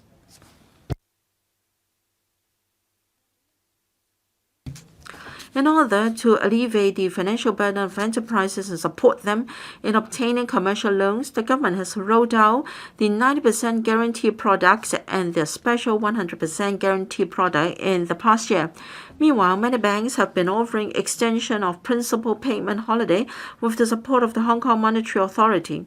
Some members of this council have proposed that the government should abolish the doubled ad valorem stamp duty (DSD) imposed on non-residential properties transactions, so as to facilitate enterprises to cash out by selling non-residential properties to address their financial predicament or liquidity needs because of the economic downturn. At my request, the Financial Services and the Treasury Bureau has recently completed a review of the measure, which was introduced in 2013 as a demand-side management measure to rein in the soaring prices of non-residential properties. As a result of the economic downturn and uncertainties surrounding the COVID-19 pandemic, prices and demand for non-residential properties which have been dropping over a period of time, the government considers now the right time to abolish the DST imposed on non-residential properties to allow relevant property owners to benefit immediately from the proposal. The Executive Council approved this morning the introduction of the relevant amendments to the stamp duty ordinance. I've also exercised my statutory powers and made a public revenue protection order to give effect to the abolition of the DST on non-residential property transactions with effect from tomorrow, that is the 26th of November. We'll continue to monitor the developments of the non-residential property market and resort to appropriate measures again as and when necessary to ensure the stable development of the market. Given the tight housing supply and that residential property prices remain beyond the reach of the average households, I must stress that the government has no plan to adjust any of the stamp duty rates concerning residential properties. The 5th generation mobile communications technology, 5G, is not only an important infrastructure of the communications industry, but also a driver to upgrade and transform the overall economy. The 5G coverage of major mobile network operators is expected to reach 9% of the population this year. We plan to release more 5G spectrum in different frequency bands in 2021 to meet the needs of various 5G applications in terms of speed, capacity, and coverage. In addition, we have been discussing with the 2 satellite operators in the relocation of the telemetry, tracking, and control stations in Tai Po to Chung Ham Kok Teleport. The relocation and installation of the relevant facilities are expected to be completed in 4 years. By then, various mobile network operators will be able to deploy the 5G frequency bands in a more holistic and efficient manner and improve their coverage. To further promote the development of 5G application, we've extended the application period of the subsidy scheme concerned under the AEF for 6 months until May next year, and have worked with a number of public organizations to encourage the deployment of 5G technology in various sectors. We also facilitated the early adoption of 5G technology and application in government departments and public organizations. Creative industries highlight the humanity features of Hong Kong people with the cultures of East and West meet, making Hong Kong an even more attractive international city and given new energy to our diversified economy. I've made an injection of $1 billion each into the createsmart initiative and the Film Development Fund in 2018 and 2019 respectively, and the industry has responded enthusiastically. The global film industry has been hard hit by the pandemic, and related economic activities have almost come to a halt. The Commerce and Economic Development Bureau announced in mid-July this year that around $260 million have been earmarked under the FDF to implement various measures to address the needs of the industry at different levels, help retain talents, and inject fresh impetus into the sector. The createsmart initiative received around 200 new applications in the past 2 years or so, and over $800 million of funding has been granted so far. Our pledge and determination to vigorously promote the development of the creative industries remain unchanged. I propose to inject an additional $1 billion into the createsmart initiative to further promote the development of the creative industries in Hong Kong and provide support for them to adapt to the impacts arising from the new normal under the pandemic. With the advancement of technology, the integration of arts and INT has become a new trend in arts development. Besides, during the pandemic, the application of technology has also enabled us to enjoy a wide array of visual and performing arts at home. The application of technology has extended the horizon of creativity in arts and brought new opportunities for the arts and creative industries. Leveraging the bold and innovative spirit of local artists, I believe that with the active promotion and support of the government, art tech will flourish and thrive in Hong Kong. The promotion of art tech calls for inter-bureau cooperation. I've asked the Secretary for Home Affairs to take the lead in setting up a task force comprising representatives from the INT Bureau, the CEDB, as well as the Education Bureau, and invite the participation of representatives from the relevant sectors and NGOs to formulate strategies and measures to develop and promote art tech. The government will be more proactive in encouraging the related sectors to apply for funding under the Arts and Sport Development Fund, the Innovation Technology Fund, the Film Development Fund, and the createsmart initiative to implement projects that integrate technology and arts. To this end, we've set aside a total of $100 million under the various funds and provide venues and complementary facilities for experimental use. As an international legal hub, Hong Kong faces a pressing need to enhance the capability of its legal profession by harnessing modern technology in the provision of legal and dispute resolution services.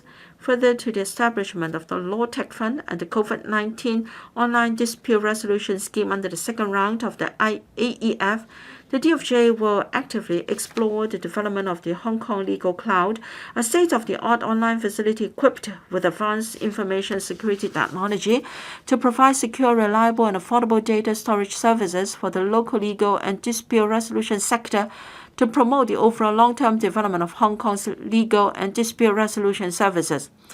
Agriculture and fisheries industry.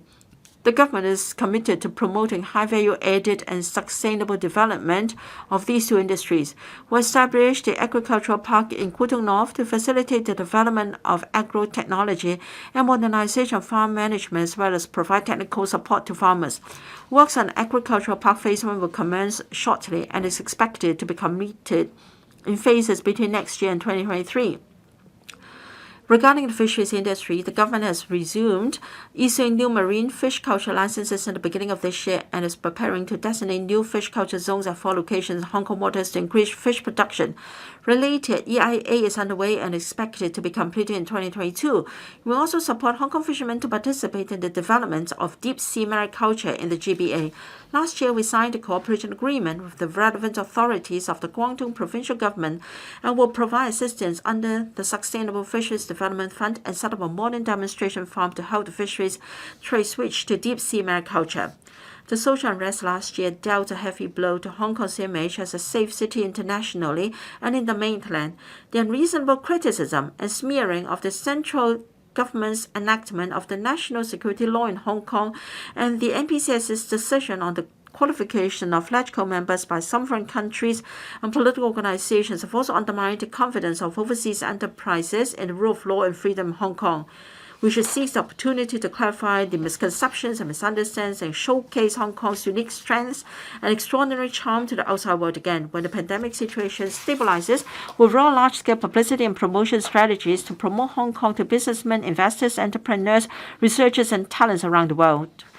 Moreover, to restore the confidence of various mainland sectors in Hong Kong, the 5 mainland offices of the Hong Kong SL government will launch publicity programs through diversified platforms in various places in mainland to enhance our promotion work. 跟住講房。 Next, on housing and land. Housing is the crux of the many problems faced by Hong Kong. It is not just a crucial living condition, but also the basis for fulfilling people's aspirations for a stable and comfortable home. For the grassroots and low-income families, government-subsidized housing is an effective policy alleviation measure. For the middle class and the fairly well-off families, buying a flat means realizing the dream of having a home of their own. For the society as a whole, housing is not only a matter of supply and demand, but also an issue of social justice and allocation of resources.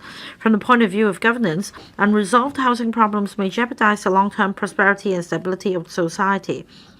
According to the government's established policies, we have regularized the Green Form Subsidized Home Ownership Scheme, GSH, and White Form Secondary Market Scheme, and introduced Starter Home SH pilot projects to enrich the housing ladder. We've also raised the share of public housing in new housing supply from 60 to 70%, linked the selling prices of subsidized sale flats, SSFs, from market prices, and set the prices at an affordable level. We entrusted the Urban Renewal Authority, or URA, with the social mission of assisting the government in providing starter homes and revised the land premium arrangement for the subsidized housing projects of the Hong Kong Housing Society, HKHS, to enable the provision of more public housing units by the HKHS. For families waiting for public rental housing and PRH and residents living in poor living conditions who have yet to get on the first rung of the housing ladder, the government has committed to provide 15,000 transitional housing units within 3 years, launching a trial scheme to provide cash allowance for low-income families awaiting PRH allocation for a prolonged period, and conducting a study on tenancy control for subdivided units, SDUs. Some reform measures represent a breakthrough in government thinking. As the chief executive, sometimes I need to stand firm in the face of different opinions for a cause in which I believe. Meeting Hong Kong's people's housing needs is a goal too important to forsake. Our efforts over the years in increasing housing supply have started to pay off.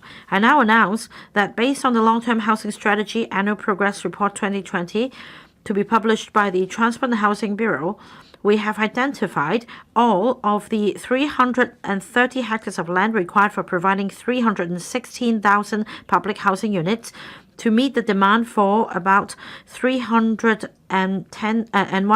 public housing units in the coming 10 years.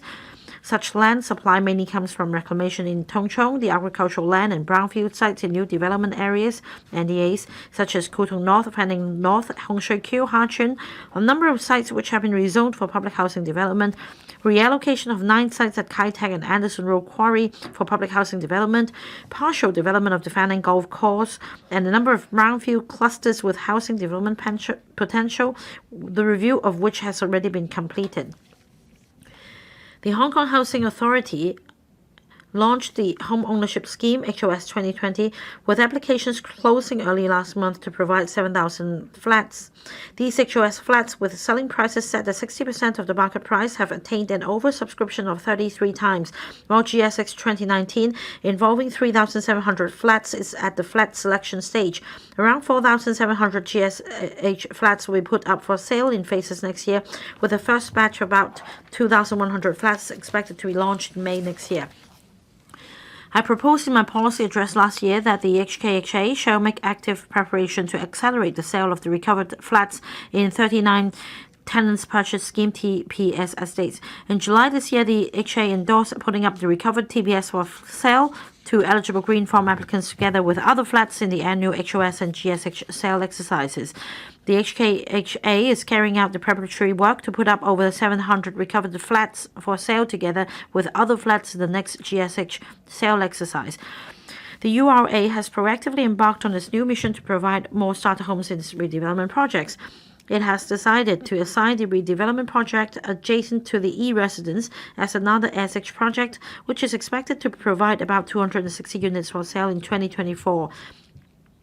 After a comprehensive structural investigation of the building condition of Shack-Ley interim housing, the HKHA considered that it would not be cost-effective to maintain the buildings beyond 2022. The Strategic Planning Committee of the HKHA has decided to clear the interim housing in late 2022 for public housing development. It is estimated that the redevelopment will be completed in 2028. Subject to approval for relaxation of relevant planning restrictions, about 1,600 units are expected to be provided. Regarding the proposal in last year's policy address to explore the feasibility of redeveloping 6 factory estates of HKHA for public housing use, the preliminary findings of the study indicates that 3 of the sites can be used for public housing development. The HKHA expects to complete the necessary studies in the first quarter of 2021 and will conduct rezoning procedures in accordance with the town planning ordinance. It is estimated that a total of over 3,000 public housing units will be provided in 2031. With the government's coordination and facilitation, we're pleased to learn that the Hong Kong Settlers Housing Corporation Limited and the URA have reached an intention of collaboration in taking forward the redevelopment plan of Tai Hang Site Estate with a view to making the best use of the development potential of the site and improving the facilities as early as possible. According to preliminary estimates of the 2 parties, the redevelopment plan can provide over 3,300 units upon completion, doubling the existing 1,600 flats. The current term government is committed to promoting the development of transitional housing. By making better use of vacant land and premises, we aim to provide short-term accommodation for people with pressing housing needs. We're heartened to have the staunch support of property and land owners and NGOs which take part in construction and operation of transitional housing. With the facilitation and coordination of the Task Force on Transitional Housing under the THB, encouraging progress has been made in this initiative over the past year. In overall terms, including 3,400 units currently under in-depth deliberation, we have identified land for the provision of 13,200 units in total for the coming 3 years, falling short of the target of 15,000 units only by 12%, and our efforts will continue. The government also proposes to inject an additional $3.3 billion into the relevant funding scheme, increasing the total government commitment to $8.3 billion. So far, $2.2 billion have been approved under the scheme. Meanwhile, many hotels and guest houses are facing the crisis of closing down amid the COVID-19 pandemic. The government will implement a pilot scheme to subsidize NGOs to rent suitable rooms in hotels and guest houses with relatively low occupancy rates for use as transitional housing. The THB plans to seek funding from the Community Care Fund, CCF, to launch the pilot scheme shortly with a view to increasing the supply of transitional housing. While the government will continue to adopt a multi-pronged approach to increase housing supply, an unprecedented trial scheme has been endorsed to provide cash allowance for grassroots families which have waited for PRH allocation for a long period of time so as to relieve their pressure on livelihood. Under the trial scheme, eligible general applicant households, families with 2 or more persons and elderly 1-person applicants which are not living in public housing and not receiving comprehensive Social Security Assistance, CSSA, and have been waiting for PRH for more than 3 years without being given the first flat offer will be provided with cash allowance. According to preliminary estimates, around 90,000 general applicant households will benefit from the trial scheme. The government is working out the implementation details of the scheme and aims to start receiving applications in mid-2021 and dispersing cash allowance from July onwards. Now, one of the controversies of providing cash allowance to families waiting for PRH or living in private properties, especially SDUs, is the lack of adequate protection for such tenants. I agree that this issue needs to be examined. The Task Force for the Study on Tenancy Control of Subdivided Units was set up in April this year, and 3 dedicated working groups were established in July to explore such issues as the social, economic, and legal aspects relating to SDUs, and consultants were appointed to undertake research studies. The task force is collecting views of various sectors on whether and how tenancy control of SDUs should be implemented and strives to complete the study in the first quarter of 2021 and submit its report to the government for consideration. The current term government has adjusted its principles and policy on housing to enlarge and enrich the overall public housing supply in Hong Kong. But ultimately, the core of the housing problem in Hong Kong lies in the shortage of land for housing development. The HKHA, HKHS, and URA and private developers have the capability and capacity to build more flats. The only thing we need to do is work together and support the government's multi-pronged land creation strategy and the various short, medium, and long-term initiatives to increase land supply. Due to the impact of the epidemic, we've seen a downward adjustment in construction costs and an increase in manpower supply in the construction industry. This is an excellent opportunity to move ahead with land creation and housing construction. With adequate supply, it is believed that property prices will become stable gradually. And now move on to land supply. Increasing land supply has been the top priority of the current term government. Under the policy direction of government-led land use planning and coordination of infrastructure development, we've made bold decisions to develop land for housing construction and economic development. The positive results of land creation in recent years and the latest progress of the government on the 8 land supply options recommended for priority studies and implementation by the Task Force on Land Supply are provided in detail in this year's policy address supplement. Transport infrastructure helps unleash the development potential of land and plays an important role in increasing land and housing supply. As the Northwest New Territories and the New Territories North have huge development potential, the government will expedite the implementation of the Northern Link Railway project to tie in with the population intake of the public housing development in Kutong North NDA, and also provide impetus for growth in the area covering Santin, Ngau Tam Mei, and Ao Tau. So far, the government has identified housing sites with a total area of about 90 hectares, equal to the size of 4 Tai Kwu Shings, along the Northern Link, including the Santin Lok Ma Chau development node, and related studies are being conducted progressively. If the Northern Link project is implemented, it is anticipated that over 70,000 housing units can be provided on these sites.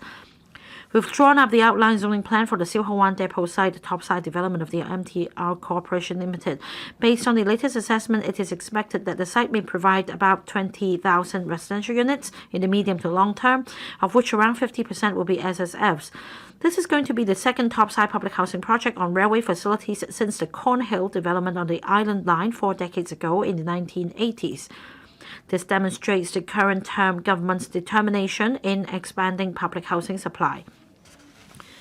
The studies on resuming 3 urban squatter areas in Chok Wo Ling, Ngau Chi Wan, and Chok Yun United Village for redevelopment into high-density public housing have made good progress. In view of the experience of the HKHS in housing production, rehousing of residents, and integrated community planning, we will invite the HKHS to undertake the implementation of the 3 projects. We strive to commence the rezoning procedures progressively in the first half of 2021, and if things go smoothly, it is expected that site formation and infrastructure works will start in phases in 2025. These 3 projects are expected to provide a total of 6,300 public housing units. Privately owned land has always been an important source of housing supply. The government launched a 3-year land sharing pilot scheme in May this year and has embarked on initial discussions with interested landowners.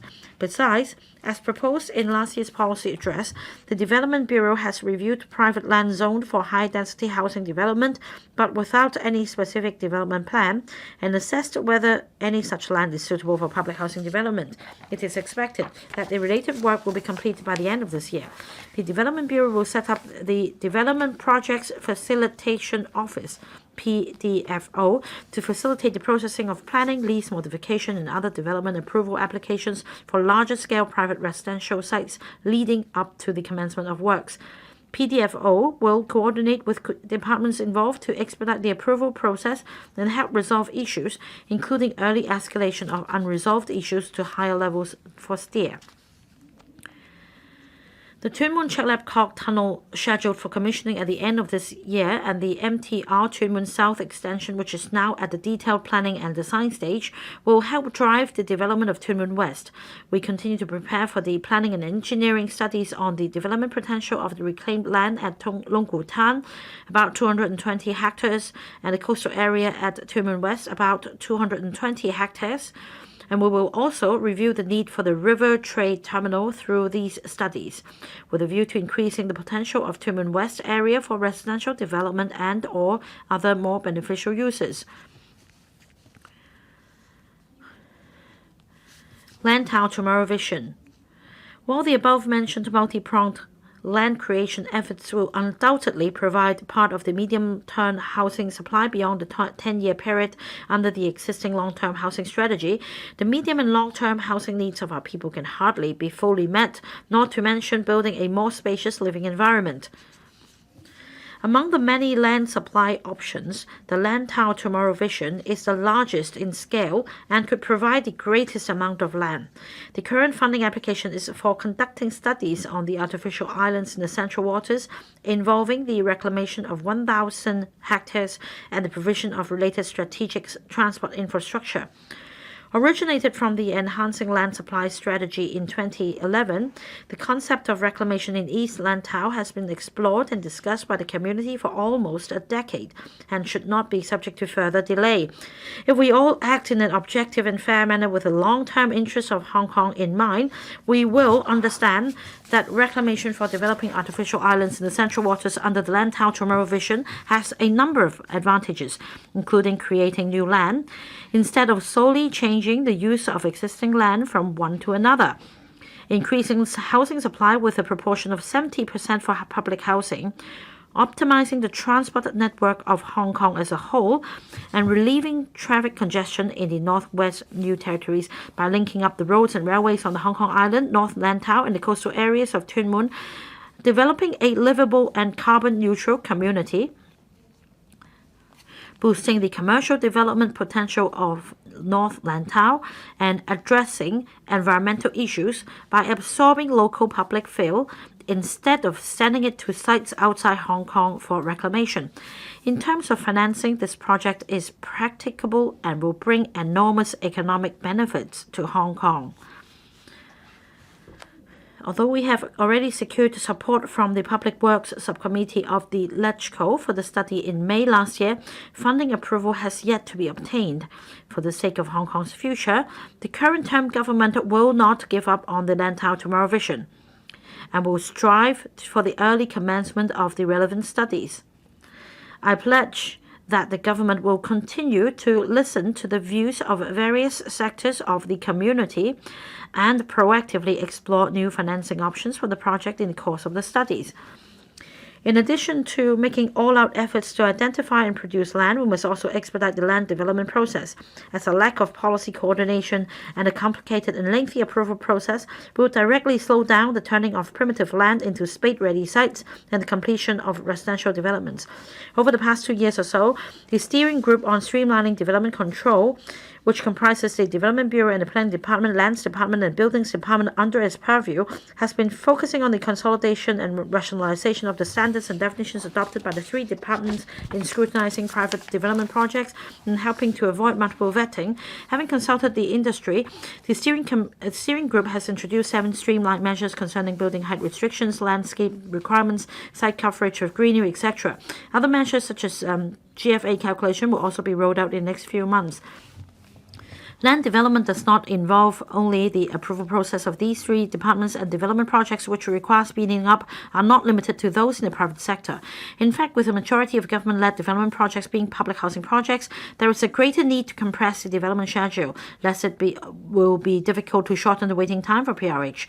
As such, I have authorized the Secretary for Development to expand the composition and remit of the steering group to include vetting departments other than those under the Development Bureau, with a view to reviewing more comprehensively the development approval processes for both government and private projects and rationalizing the development-related requirements imposed by different bureaus, such as reviewing whether the technical assessment requirements are clear and suitable. I will personally steer the internal coordination to increase land supply to ensure that all the bureaus and departments concerned will take increasing and expediting housing supply as the foremost and priority objective and make their best endeavors to overcome all difficulties to achieve the objective in an innovative, bold, and accountable manner. Building a livable city. There is no conflict between increasing land supply and building a quality living environment. In fact, with sufficient new land supply, we will be better placed to retain our country parks, preserve the natural and cultural heritages, and address the overcrowding problems in old urban areas. During my tenure as the Secretary for Development, I've strived to promote urban development by attaching importance to both development and conservation so that Hong Kong people and visitors can enjoy the hustle and bustle of our city and harbour and stroll in the narrow streets of our old urban areas. A decade ago, the government implemented two major revitalization initiatives, conserving Central and energizing Kowloon East, using a district-based development model. To date, a number of historic building revitalization projects under Conserving Central have been completed, including the Tai Kwun Center for Heritage and Arts, which received the Award of Excellence, the top honor in the United Nations Educational, Scientific and Cultural Organization Asia Pacific Awards for Cultural Heritage Conservation. The Energizing Kowloon East initiative has successfully transformed areas in Kwun Tong, Kowloon Bay and Kai Tak into the second core business district in Hong Kong. The commercial GFA in the districts has increased by 70% to 2.9 million square meters at present and will further increase to about 3.5 million square meters in 2 years, making it comparable in scale to the core business district in Central. In light of our past experience, we propose to implement the Invigorating Island South initiative to develop the Southern District into a place full of vibrancy, vigor, and velocity for people to work, live, explore new ideas, and have fun. In the past, owing to road and transport infrastructure constraints, there was no clear development positioning for the Southern District on Hong Kong Island. With the commissioning of the MTR South Island Line East in 2016, the connectivity of Wong Chuk Hang, Aberdeen, and Ap Lei Chau with other districts has been enhanced. The beautiful natural landscapes, pleasant sea and land scenery, well-known attractions such as Ocean Park, 4 country parks, a number of beaches and a marine reserve, as well as rich historical and cultural resources, all underline the great potential of the Southern District. The Invigorating Island South initiative being contemplated includes the following key projects. 1. Formulating a proposal for the rebirth of Ocean Park with emphasis on enhancing and leveraging its strengths in education and conservation, making use of its natural landscape, strategic seaside location, and the water world, which will open next summer to offer diversified entertainment, leisure, and travel experiences. 2. Revitalizing the Jumbo Floating Restaurant, which is a historic landmark in Hong Kong. The owner of the floating restaurant has recently agreed to donate it to Ocean Park at no cost. The government will facilitate the collaboration between Ocean Park and NGOs for the rebirth of the floating restaurant in the Aberdeen Typhoon Shelter on a non-profit-making basis so that it will become a distinctive cultural heritage and tourist attraction in the Southern District. 3. Enhancing the cultural and leisure facilities in the vicinity of Aberdeen and Wong Chuk Hang, including the Aberdeen Typhoon Shelter, Aberdeen Promenade and Ap Lei Chau Main Street, to enable members of the public and visitors to immerse in the ambience, history and culture of a fishing village and enjoy ecotourism in the area. 4. Exploring new marine tourism routes by taking advantage of the district's seaside location with Ocean Park as a core to link up with other districts and islands, as well as exploring the expansion of the Aberdeen Typhoon Shelter area and the vessel berthing area, as well as providing more landing facilities along the coastal area. 5. Exploring the development of a water sports centre at the rehabilitated Shek O Quarry site under public-private partnership to provide advanced training facilities for athletes and water sports enthusiasts. 6. Expediting the redevelopment or conversion of old industrial buildings in Wong Chuk Hang through the government's policy of revitalizing industrial buildings so as to provide more operating space for emerging industries and the arts and culture sector. 7. Exploring room for redevelopment or consolidation of the existing government institution or community or GIC sites or facilities in districts so as to promote single-site multiple use. 8. Taking the opportunities brought by the large-scale topside development project at Wong Chuk Hang Station, which will commence population intake 2 years later, to beautify public space and cityscape through placemaking, as well as enhancing pedestrian connectivity of the Wong Chuk Hang business area and the waterfront area nearby, while improving the pedestrian improvement environment along Xiaomen Road and Po Chong Wan through minor works. By drawing on the successful experience gained from the Energizing Kowloon East initiative, we will set up a multidisciplinary professional team under the Development Bureau to interact and collaborate with stakeholders, as well as coordinate and implement various projects under the Invigorating Island South initiative. In the 2018 policy address, I announced a number of initiatives to revitalize industrial buildings, among which the increase of the maximum permissible plot ratio by 20% for redevelopment of old industrial buildings was well received. The Town Planning Board has so far approved more than 30 applications, which may supply approximately 600,000 square meters of new floor space for commercial or industrial use. Landowners have also been approaching the Lands Department for lease modification. To expedite the work, the Development Bureau will introduce a pilot scheme for charging land premium at standard rates. The Development Bureau and the Lands Department are working out the details of the new scheme, which is targeted to be launched in early 2021. With the government's support, the URA has in recent years adopted a planning-led and district-based approach in taking forward urban renewal. This approach has the benefit of allowing redevelopment projects to go beyond demolition and reconstruction of individual single-block buildings by capitalizing on the opportunities brought by redevelopment to replan traffic routes, pedestrian facilities, as well as greening and leisure areas within the district, thereby creating a more people-oriented community and bringing greater benefits to residents. The Kwun Tong Town Centre project, which is the largest single redevelopment project ever undertaken by the URA, is progressing towards this direction. Upon completion of the 5 redevelopment zones in the coming few years, the Kwun Tong Town Centre will be given a brand new look. The URA will adopt the same urban renewal approach in enhancing old districts such as Kowloon City, To Kwa Wan, Yamate, and Mong Kok. The government strives to push forward the implementation of transport infrastructure projects and provide reliable and affordable transport services to the public. We're implementing a number of new railway projects in a proactive manner. The MTRCL is embarking on the detailed planning and design of the Tung Chung Line extension and Tuen Mun South extension, while the government will press ahead with the Northern Link with a view to commencing the detailed planning and design work shortly.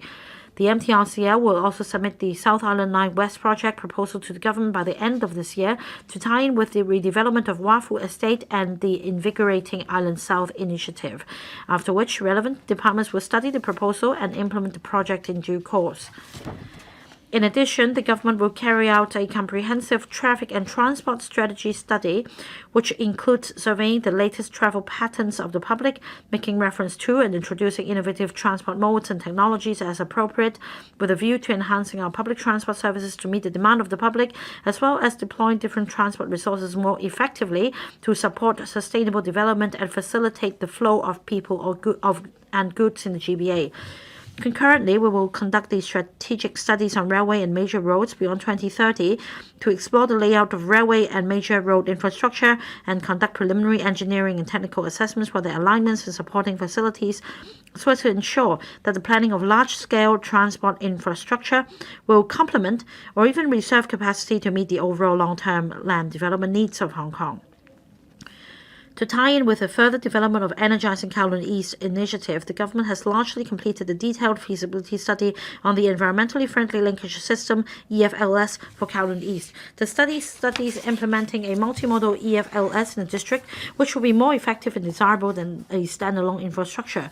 The proposed multimodal EFLS includes introducing new bus and green minibus routes in the area, developing travelators network linking up the former runway of Kai Tak, the Kowloon Bay Action Area, and the MTR Ngau Ta Kok Station, providing a greenway network running through the promenades and open spaces in the Kai Tak development area for shared use by pedestrians and cyclists, constructing an elevated landscape deck to connect the MTR Kwun Tong Station, and establishing a water taxi stand at the Kai Tak development area. The Development Bureau plans to release the details by the end of this year and gauge public views on the proposed multimodal EFLS. In view of the severe blow caused by the prolonged epidemic to the taxi trade, the current time government has decided to temporarily shelve the work relating to the introduction of franchised taxi services. Instead, greater efforts will be made to improve the quality of taxi service in conjunction with the trade, including leveraging technology and organizing commendation schemes, etc., so as to encourage taxi drivers and fleets to provide quality service for the public. In addition, the THP is preparing legislative amendments on increasing the penalties for illegal carriage of passengers for reward reward, and other malpractices in relation to taxi service, respectively, to protect the interests of passengers. Apart from continuing to enhance our public transport infrastructure and services, the government has been striving to promote smart mobility for improving road efficiency. One of the key features is to alleviate the problem of insufficient public parking spaces through the application of technology. In this connection, the Transport Department is actively taking forward 6 pilot projects on automated parking systems, APS, and has invited tender for the first pilot project at Hoi Shing Road, Chunwan, at the end of September. It is expected that the APS will be put into service next year. The government has been promoting walk in Hong Kong with a view to creating a pedestrian-friendly environment, thereby encouraging people to walk more. The government is actively promoting walkability in Kowloon East to improve pedestrian facilities in Kowloon Bay and Kwun Tong business areas, as well as promoting greening and beautification of streetscape. Meanwhile, we'll continue to improve the existing pedestrian linkage systems in various districts, such as Admiralty and Wan Chai North, including enhancing the system in the vicinity of Admiralty through redevelopment of the Hutchison House in Queensway Plaza, a government project to connect the Admiralty Centre with the Tamar footbridge, as well as pedestrian connection linking up Pacific Place with the footbridge network at the Harcourt Garden, and the facilitation scheme for provision of pedestrian links by the private sector. The past 3 years saw the completion of 5 kilometers of harbourfront promenade, making both sides of the Victoria Harbour a popular public space.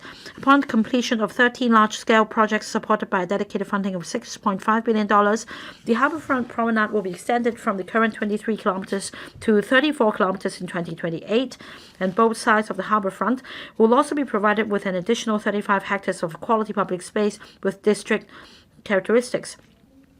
The harbourfront projects to be commenced next year include the boardwalk underneath the Island Eastern Corridor measuring 2 kilometers long and 10 meters wide, connecting Causeway Bay and Quarry Bay, and the harbourfront park at Eastern Street North in Sai Pun. We strive to complete these 2 projects in phases starting 2024. Following the commissioning of the remaining cycle track section from Changshui to Yunlong, the entire cycle track of about 60 kilometers connecting Eastern and Western New Territories from Mount Shan to Tuen Mun has been fully open for use since September. The 2-kilometer cycle track from Chingchun Bridge to Bayview Garden in Chunwan will be open for use early next year, and continued efforts will be made to take forward the construction works of the remaining track of about 20 kilometers of the Chunwan to Tuen Mun section. As for the urban area, a 13-kilometer greenway for shared use by pedestrian and cyclists in the Kai Tak development area will be constructed in 2 phases. The first phase, 7.5 kilometers, is scheduled for completion in 2023, while the remaining 5.5 kilometers will be open for use after 2025. In addition, cycle track design will be incorporated into 13 major harbourfront development projects. We are committed to developing Hong Kong into a most cherished international metropolis through cultural and sports development. Blending local traditional characteristics with international elements, the West Kowloon Cultural District is becoming the new cultural landmark of Hong Kong. The 2 museums in the WKCD, the M+ Museum of Modern and Contemporary Visual Arts and the Hong Kong Palace Museum, showcasing invaluable Chinese artifacts, are scheduled for completion and commissioning in the next 2 years. Together with the Hong Kong Museum of Arts, which was reopened last year after expansion, the 3 museums will turn a new page in Hong Kong's visual arts landscape. Featured by distinctive collection and curatorial style, they would definitely offer a fruitful cultural journey to locals and visitors. When completed, the Kai Tak Sports Park will be the largest sports facility in Hong Kong. Based on the current works progress, it is expected to be completed in 2023. The government will foster the collaboration between the park's operator and the sports sector to fully utilize the state-of-the-art facilities of the park, so as to further promote sports in the community, support elite sports development, and making Hong Kong a hub for major sports events, while nurturing more sports talents for Hong Kong and enhancing their professional standards. Environment and conservation.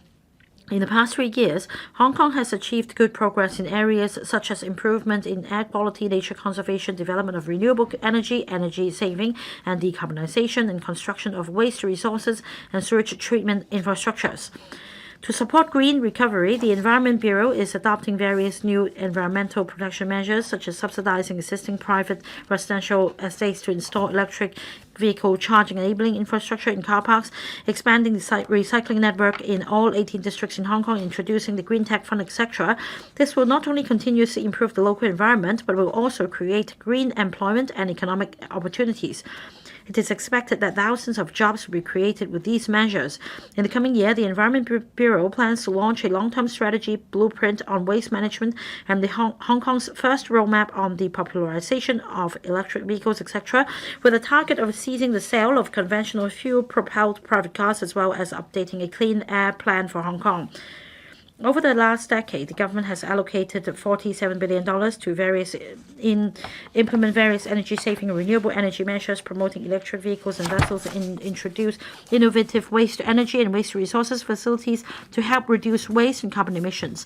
In their last and current development plan spanning 10 years, the investment of the two power companies in major decarbonization projects amounts to some $39 billion. As set out in the Hong Kong's Climate Action Plan 2030+, we are moving towards its 2030 target of reducing carbon intensity by 65 to 70% as compared with that in the baseline year of 2005. In fact, Hong Kong's carbon emissions reached its peak in 2014 at a per capita carbon emission of 6.2 tons. It was reduced to 5.4 tons in 2018, which is about 36% lower than that in the baseline year of 2005. The community in general expects Hong Kong to go further in deep decarbonization. Combating climate change is an important issue across the globe. In his speech delivered to the United Nations earlier on, President Xi Jinping made it clear that China would endeavor to achieve the peak of carbon emissions in 2030 and carbon neutrality before 2060. This is an important commitment made by our country in combating climate change and is well received by governments and international environmental groups around the world. In Hong Kong, the Council for Sustainable Development just submitted the report to the government on long-term decarbonization strategy. I now announce that the Hong Kong SAR will strive to achieve carbon neutrality before 2050. To this end, the government will update the Hong Kong's Climate Action Plan in the middle of next year to set out more proactive strategies and measures to reduce carbon emissions.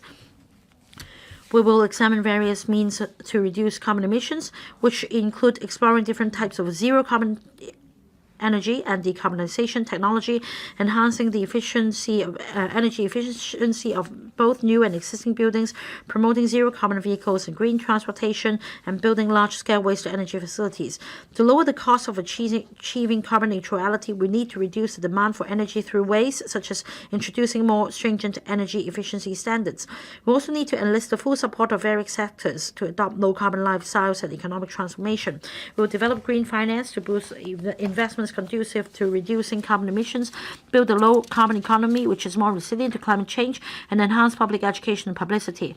I cordially invite all sectors to work together to promote low-carbon transformation in Hong Kong in a bid to strive towards the goal of carbon neutrality by 2050. Well, notwithstanding our achievement in decarbonization, waste reduction remains a major challenge for Hong Kong. The government introduced the Waste Disposal Charging for Municipal Solid Waste Amendment Bill 2018 into the Electoral Code 2 years ago. Waste reduction is a global trend and is conducive to mitigating climate change. Municipal solid waste charging, as the main driving force behind waste reduction, will not only drive enterprises and the public to practice waste reduction and recycling, but also facilitate the sustainable development of related industries and the creation of green job opportunities when the quality and quantity of recyclables collected is enhanced. I welcome the decision of the Electoral House Committee to form a Bills Committee again to study the bill in this legislative year, and hope that the bill can be passed as early as possible. The Environmental Protection Department has progressively launched complementary measures to promote waste reduction and recycling. The government is adopting a multi-pronged approach to diversify outlets for local waste paper, including implementation of a waste paper collection and recycling services program, and plan to tender for the development of a modern pulping facility in Eco Park, Tuen Mun. The latest waste paper pulping technology has the benefits of higher efficiency and land use and greater reduction in energy consumption and operating costs, and pulp products are generally not subject to import restrictions. Therefore, it will suit the local situation better and transform waste to resources more effectively. We expect to invite tenders in the first half of 2021, and the pulping facility is expected to commence operation by 2024. The current term government is committed to building a caring community and looking after the underprivileged, as can be seen in the allocation of resources. Recurrent government expenditures on social welfare and healthcare have increased from $65.3 billion and $62.2 billion in 2017-18 to $93.9 billion and $87.1 billion in 2020-21 respectively, with an average annual increase of 12.9% and 11.6%. Apart from the recurrent expenditure, we've also increased the non-recurrent funding provision of additional facilities, which include an additional funding of $300 billion for the development of public health care facilities and healthcare teaching facilities, as well as $20 billion for the purchase of private premises for welfare purposes. In January this year, I put forward a series of initiatives to improve people's livelihood. Although the COVID-19 epidemic has brought drastic changes to our economy and public finances, the government will take forward initiatives in a prudent manner. Among them, the study on tenancy control and the preparation for the cash allowance trial scheme, both related to the housing of low-income families, have already commenced. The proposal to increase the number of statutory holidays to bring in on par with that of general holidays has formally entered the discussion stage at the Labour Advisory Board. I only hope that an implementation plan acceptable to both employees and employers can be agreed in order to conclude this controversial labour welfare issue which has lingered on for years, so that we may strive to introduce the enabling bill into the electoral for scrutiny within the term of the current government. As for the $2 transport fare concession scheme, which has recently drawn much public attention, the government has largely completed the internal assessment, and the premise of being able to combat and prevent abuse effectively will include the required funding in the 2021-22 budget with a view to progressively implementing within that financial year. Apart from purchasing private premises for welfare purposes, I consider that providing social welfare facilities in future public housing projects is a practical and feasible option. I invite the HKHA and HKHS to work with the Development Bureau to explore increasing the plot ratio of future public housing projects so that about 5% of the gross floor area can be set aside for the provision of social welfare facilities. It is fully acknowledged that in view of the tight housing supply, this proposal should not affect the original flat production of the projects. Affected by the global and local epidemic, Hong Kong's labour market has come under immense pressure. To help workers find a way out of their predicament, the government has to make every effort to restore the economy, create more jobs, increase training and retraining opportunities, step up manpower measures, and enhance the safety net of the social welfare system. Under the second round of the AEF, we launched a job creation scheme whereby a total of 30,000 time-limited job opportunities will be created for people with some different academic qualification and skill sets. So far, about 20,000 jobs have been created in the public and private sectors, of which over 10,000 have been filled. I noticed that the schemes for industries with more promising prospects are particularly popular. For example, the Financial Services Development Council has received an allocation of $180 million to launch the Financial Industry Recruitment Scheme for Tomorrow First, under which a monthly government subsidy of $10,000 will be provided to employers for each job quota, and nearly all the 1,500 quotas have been successfully taken up by eligible financial service companies within 3 weeks upon the launch of the scheme. In view of this, the government will adopt the following measures to create more sector-specific job opportunities which are particularly suitable for young people graduating in recent years. Green industry will invest in a series of environmental projects in the next few years, creating an estimated 4,000 job opportunities in sectors such as specific scientific research, architecture and engineering, recycling and transport. Construction industry, in addition to the planned large-scale projects, have requested various work departments to press ahead with renovation, repair, and maintenance works for various government buildings and facilities, and to expedite the refurbishment and minor improvement works of public markets. The HKHA will also allocate additional resources to improve the environment and communal facilities of public housing estates. I&T industry, we need more technology talents for the development of I&T in Hong Kong. However, in the short term, most of the positions for new entrants are offered by major technology companies in the mainland cities of GBA, and the government will provide wage subsidies for Hong Kong technology companies to hire employees to work and gain experience in the mainland cities of GBA. Property management industry. The government is collaborating with large property management companies and will subsidize them to employ more young people who are interested in pursuing the career in property management, which will also help enhance the professionalism and attractiveness of the industry. Creative industries. The government will make good use of various funds which support the development of films, design, culture, as well as arts tech. This will also consider promoting wage subsidies to attract more newcomers who aspire to pursue a career in the creative industries and legal profession. As an international legal club and center for dispute resolution, services, coupled with the recent implementation of liberalization measures for legal professional services in GBA, there is a need for Hong Kong to nurture more legal talents. Upon discussion with the Employees Retraining Board, the government will further enhance the support to employees affected by the economic downturn. Immediately after the completion of the second tranche of the Love Upgrading Special Scheme at the end of this year, the ERB will launch the third tranche of the scheme in January next year, which will last for 6 months until mid-2021, and the new tranche will double the 10,000 training places under the second tranche, enabling 20,000 trainees to receive retraining and allowance during the training period. The scheme does not impose any academic qualification requirements on trainees and encourages them to participate in cross-industry training with the aim of assisting them to rejoin the employment market as early as possible. While the unemployment rate remains high, some sectors are facing staff shortages. As such, the LD will set up its efforts to enhance matching between employers and people seeking employment, strengthen its liaison with employers with recruitment needs, and organize more thematic job fairs to help job seekers secure employment.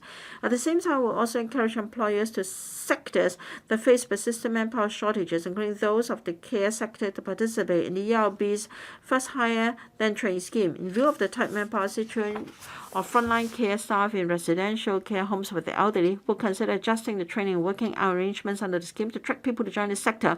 We'll also make arrangements for employers to join LD's employment program for the elderly and middle-aged so that they can apply for on-the-job training allowance. The CSSA scheme put in place by the government has all along served its function as a safety net effectively. With the local unemployment rates continuing to rise since late 2019, the number of CSSA employment cases has increased accordingly. In the past 12 months, as at late October this year, the total number of CSSA unemployment cases has recorded a nearly 55% increase, which shows that the CSSA scheme is generally regarded as a safety net by the unemployed during the epidemic and economic downturn. To assist more unemployed persons and their families, the government has launched the special scheme of assistance to the unemployed under the CSSA scheme on 1st of June this year for a period of 1 year to temporarily relax the exit limits for able-bodied applicants or recipients by 100%. To further support the unemployed upon completion of the necessary adjustment to the CSSA system, will implement a new arrangement under which the total cash value of insurance policies of able-bodied CSSA recipients or applicants will be disregarded as assets for a period of 1 year so that more unemployed persons can receive assistance to tide over their economic difficulties. To alleviate the public's burden of transport expenses during the pandemic, the government has earlier introduced a special temporary measure to temporarily relax the monthly public transport expenses threshold under the public transport fare subsidy scheme from $400 to $200 between July and December this year.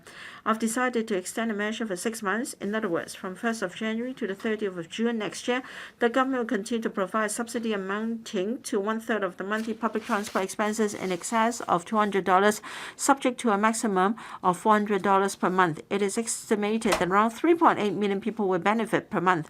Furthermore, after discussion with the government, the MTLCO has decided to extend the 20% fare discount, which is supposed to cease at the end of this year, for 3 months until March 2021.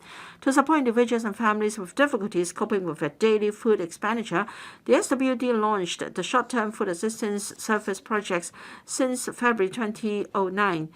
The STFASPs serve to supplement other poverty alleviation measures and help the underprivileged tide over the difficult period. The government will make this service a permanent one from August 2021 upon completion of the existing service contracts and has earmarked $450 million to meet its recurrent expenditure. To enhance the support for persons with disabilities and their carers, apart from continuing to take forward various rehabilitation programs under the Persons with Disabilities and Rehabilitation Program Plan, we'll implement additional measures in the coming year to further relieve the stress of carers, including providing additional residential respite places through the Board Place scheme for private residential care homes for persons with disabilities, providing residential respite service in boarding sectors of special schools with vacant boarding places, and arranging severely mentally handicapped persons in need of pairing day activity center services to receive services at the hostel subject to the availability of sufficient space. Meanwhile, the Labour and Welfare Bureau is conducting an in-depth study with a view to providing an evidence-based basis of formulating a comprehensive carer policy and development pilot schemes. The Quantum government attaches great importance to primary healthcare development. The first district health center in Kwai Ting came into operation in September last year. Operation surface contracts for DHCs of another 2 districts were awarded, and the sites for 9 other DHCs have been confirmed. The Food and Healthcare Bureau will look into implementation of a pilot private sector program for DHCs, under which subsidized medical consultation services will be provided to HC members who are newly diagnosed with diabetes or hypertension, with a view to enhancing the measures to manage the chronic disease and alleviating the pressure on the public healthcare system. The Elderly Dental Assistance Program under the CCF benefits over 500,000 low-income elderly persons aged 65 or above. We plan to expand the scope of subsidies so that eligible elderly persons in need of treatment can receive more targeted dental services, and allowing the inclusion of more subsidized items, including the removal of bridges or crowns and provision of root canal treatment, and allowing elderly persons reaching the age of 75 who have joined the program for at least 5 years to receive free removable dentures and other related dental services for a second time. The social unrest last year, together with the persisting COVID-19 epidemic since early this year, have brought different levels of impact and influence on the mental well-being of some people. The government has decided to provide additional resources of $300 million under the Beat Drugs Fund to better support the needy in the community and raise public awareness of mental health. The government and the HA introduced enhancement measures for the means test mechanism of the Samaritan Fund and CCF medical assistance programs in early 2019 to alleviate the financial burden of patients' families arising from drug expenses. We'll further refine the mechanism after reviewing the effectiveness of the measures. At present, the Samaritan Fund and CCF medical assistance programs cover 48 and 34 drugs respectively. We'll continue to increase the number of drugs covered under the 2 funds and relax the clinical criteria of existing drugs in accordance with the established mechanism, thereby strengthening the support for the needs of patients with cancers and uncommon diseases. The government has all along been fostering the social integration of ethnic minorities. In the past 2 years, we have implemented around 30 measures to support ethnic minorities, covering areas of education, employment, social welfare, healthcare, and social inclusion. Among these measures, the amended Race Discrimination Ordinance, which enhances the protection for ethnic minorities, also came into effect this June. In addition, outreaching teams have been set up by the SWD to proactively reach out to ethnic minorities with welfare needs. Starting from the second quarter of 2021, the Hong Kong Observatory will provide basic weather information on its website in 8 ethnic minority languages. This will facilitate ethnic minorities' real-time access of information such as latest weather reports, warning and forecasts, as well as tropical cyclone tracks presented in their own languages. I will continue to encourage more departments to review their delivery of daily public services and actively consider meeting the needs of ethnic minorities. Nurturing talents and youth development. Education is the key to nurturing talents. My vision for education is to nurture our young people into quality citizens with a sense of social responsibility, a national identity, and affection for Hong Kong, as well as an international perspective. Education is also about building a good character, and the cultivation of moral virtues is the most essential. As a matter of fact, students must be law-abiding, able to respect different opinions, and adapt to social life in order to become a responsible member of the civil society. After my resumption of office, I've been actively providing additional resources for the education sector in order to create favorable conditions for implementing reforms necessary for enhancing the quality of education. Over the past 3 years, the current term government has increased the recurrent expenditure in education by a total of $15.5 billion. Many of these measures are meeting the long-standing aspirations of practitioners from the education sector, including implementing the all-graduate teaching force policy and increasing the class-to-teacher ratio. Moreover, I would like to stress that the role of the government in education is not merely a provider of resources, but also a policymaker, administrator, and regulator. To enhance the quality of education, we have set up 8 task forces at different times and invited professionals to conduct studies and consultations and to present the reports to the government.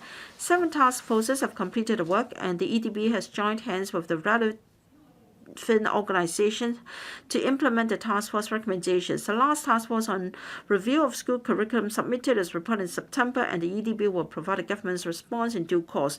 Besides, the 39 new initiatives announced since July 2017 have been completed or are progressing on schedule, and the progress has been set out in this year's policy address supplement. Nevertheless, the social incidents last year led many to question again the effectiveness of Hong Kong's education. It is indeed heartbreaking that among more than 10,000 arrested trustees suspected of violating the law in connection with the opposition to the proposed legislative amendments to the Fugitive Offenders Ordinance. 40% are students, of which nearly 2,000 are primary and secondary students. We cannot bear to see that with the infiltration of politics into school campuses, students are drawn into political turbulence or even misled to engage in illegal and violent acts for which have to take legal responsibilities which will impact on their lives. These social incidents also reveal that the law-abiding awareness of some young people is weak and that positive values such as mutual understanding and mutual respect are lacking. In the face of the complicated political environment in Hong Kong and the proliferation of misinformation in social media, it is the shared responsibility of the government, social education sector, and parents to find a way to protect our students.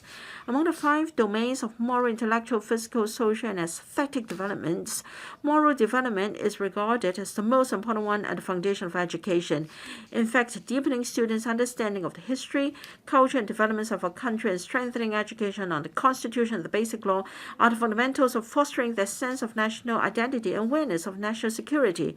The current term government has made Chinese history an independent compulsory subject at the junior secondary level, and the new curriculum of the subjects has been rolled out progressively from S1 in the current school year.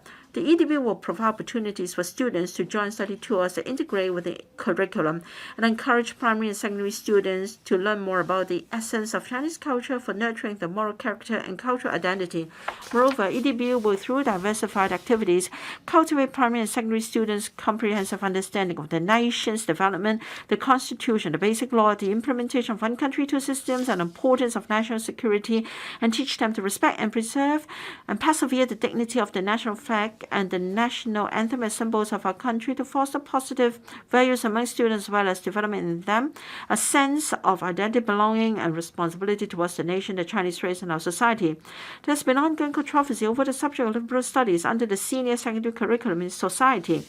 Hence, the direction of reform in future should focus on rectifying the previous deviation from the subject's objectives and reinstating it as the platform to help students establish a sound foundation of knowledge, make connection between the knowledge across different subjects, develop critical thinking skills, analyze contemporary issues in a rational manner, and learn about the development of our nation, the Constitution, the Basic Law, and the rule of law, and so forth.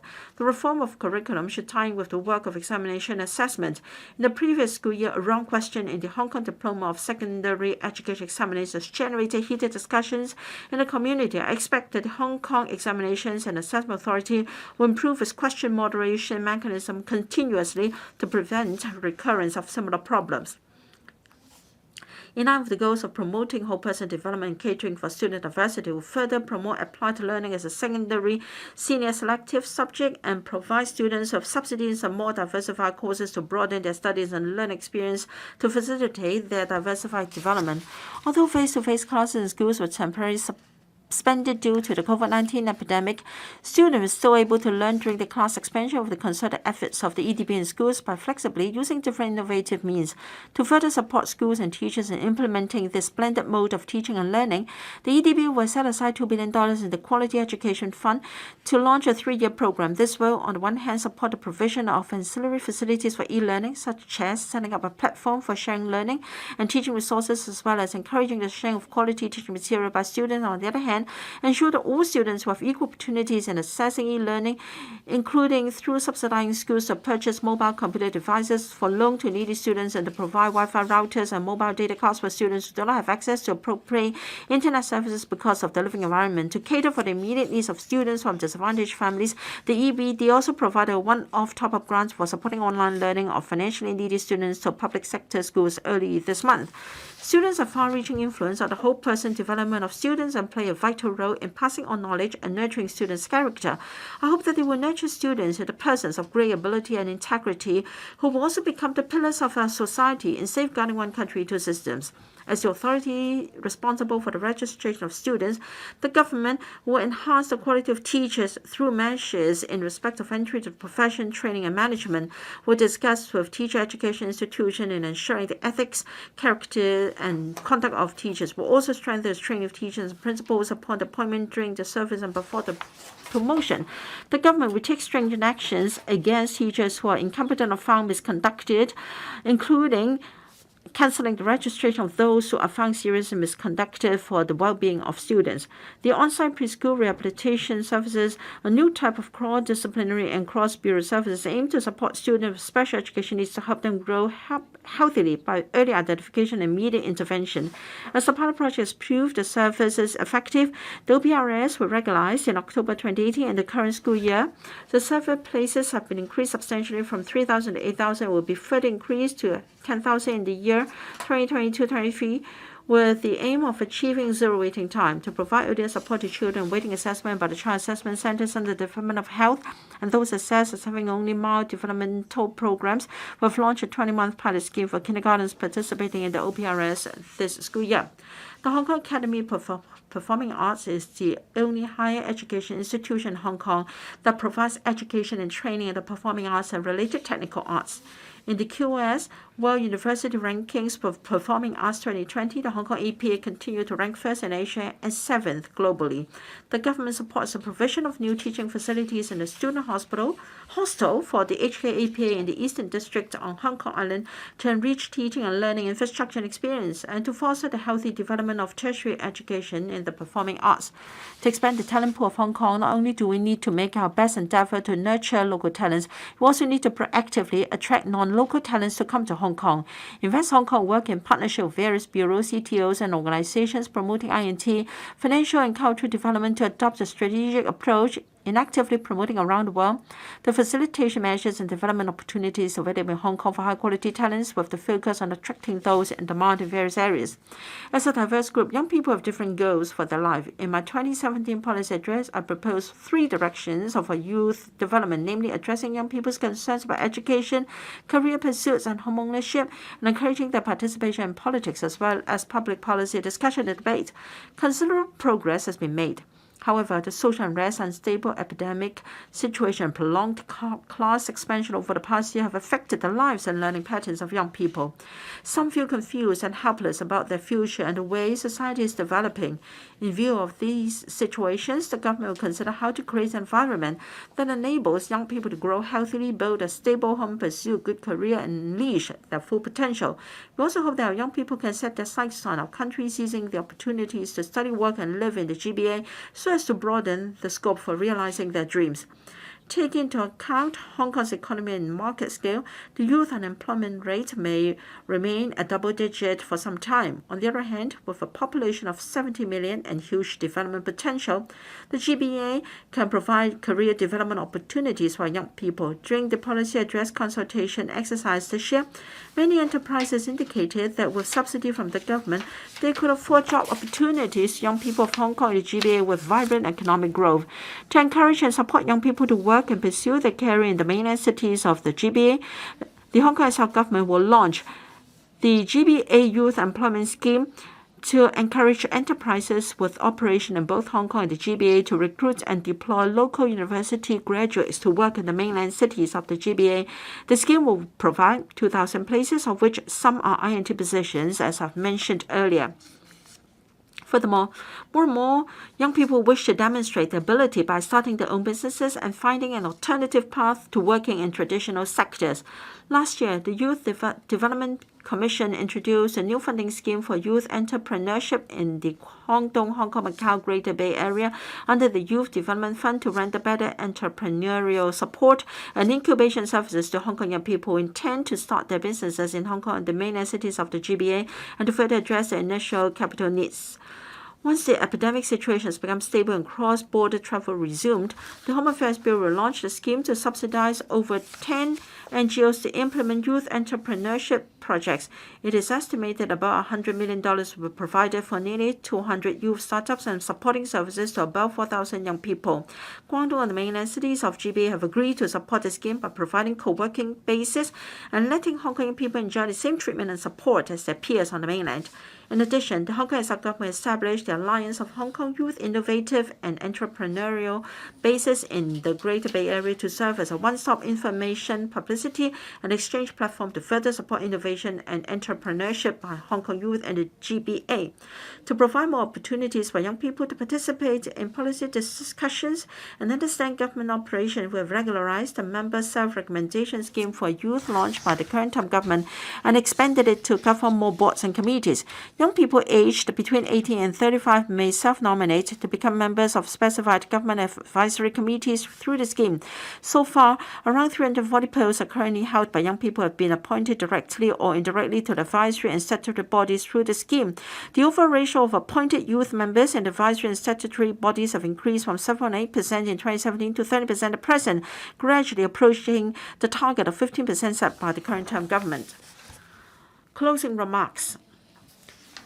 Building on our steadfast determination to implement one country, two systems, Hong Kong people administering Hong Kong a high degree of autonomy and capitalizing Hong Kong's traditional strengths and opportunities for integration into the overall national development, this some 24,000-word policy address manifests the central government's staunch support for the Hong Kong SL and embraces my determination to strive for the best for Hong Kong with my team.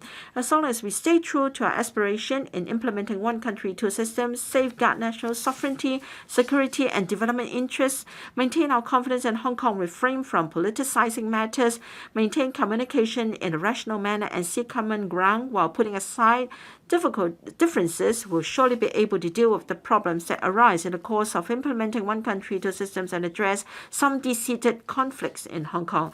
I made some sentimental remarks at the reception in celebration of the 23rd anniversary of the establishment of the Hong Kong SL on the 1st of July this year. I said, I faced the toughest challenge in my 40 years of public service in the past year. Not only have I faced unprecedented personal attacks, I'm also deeply worried about the future of Hong Kong. However, I'm extremely grateful to the central government for its trust in me, to my family and close friends for their unreserved love, and to colleagues at all levels for their staunch support. Their care and concern have given me hope that there will be an end to the difficult times and the rainbow will emerge after the storm.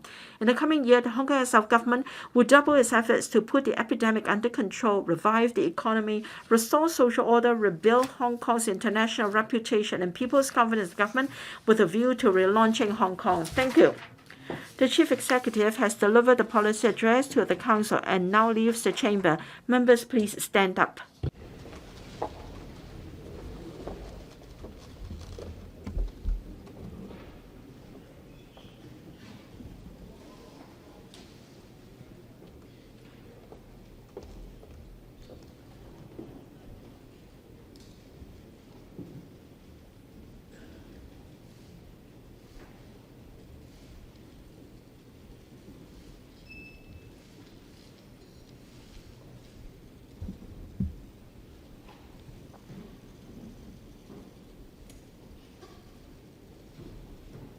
I now adjourn the Council.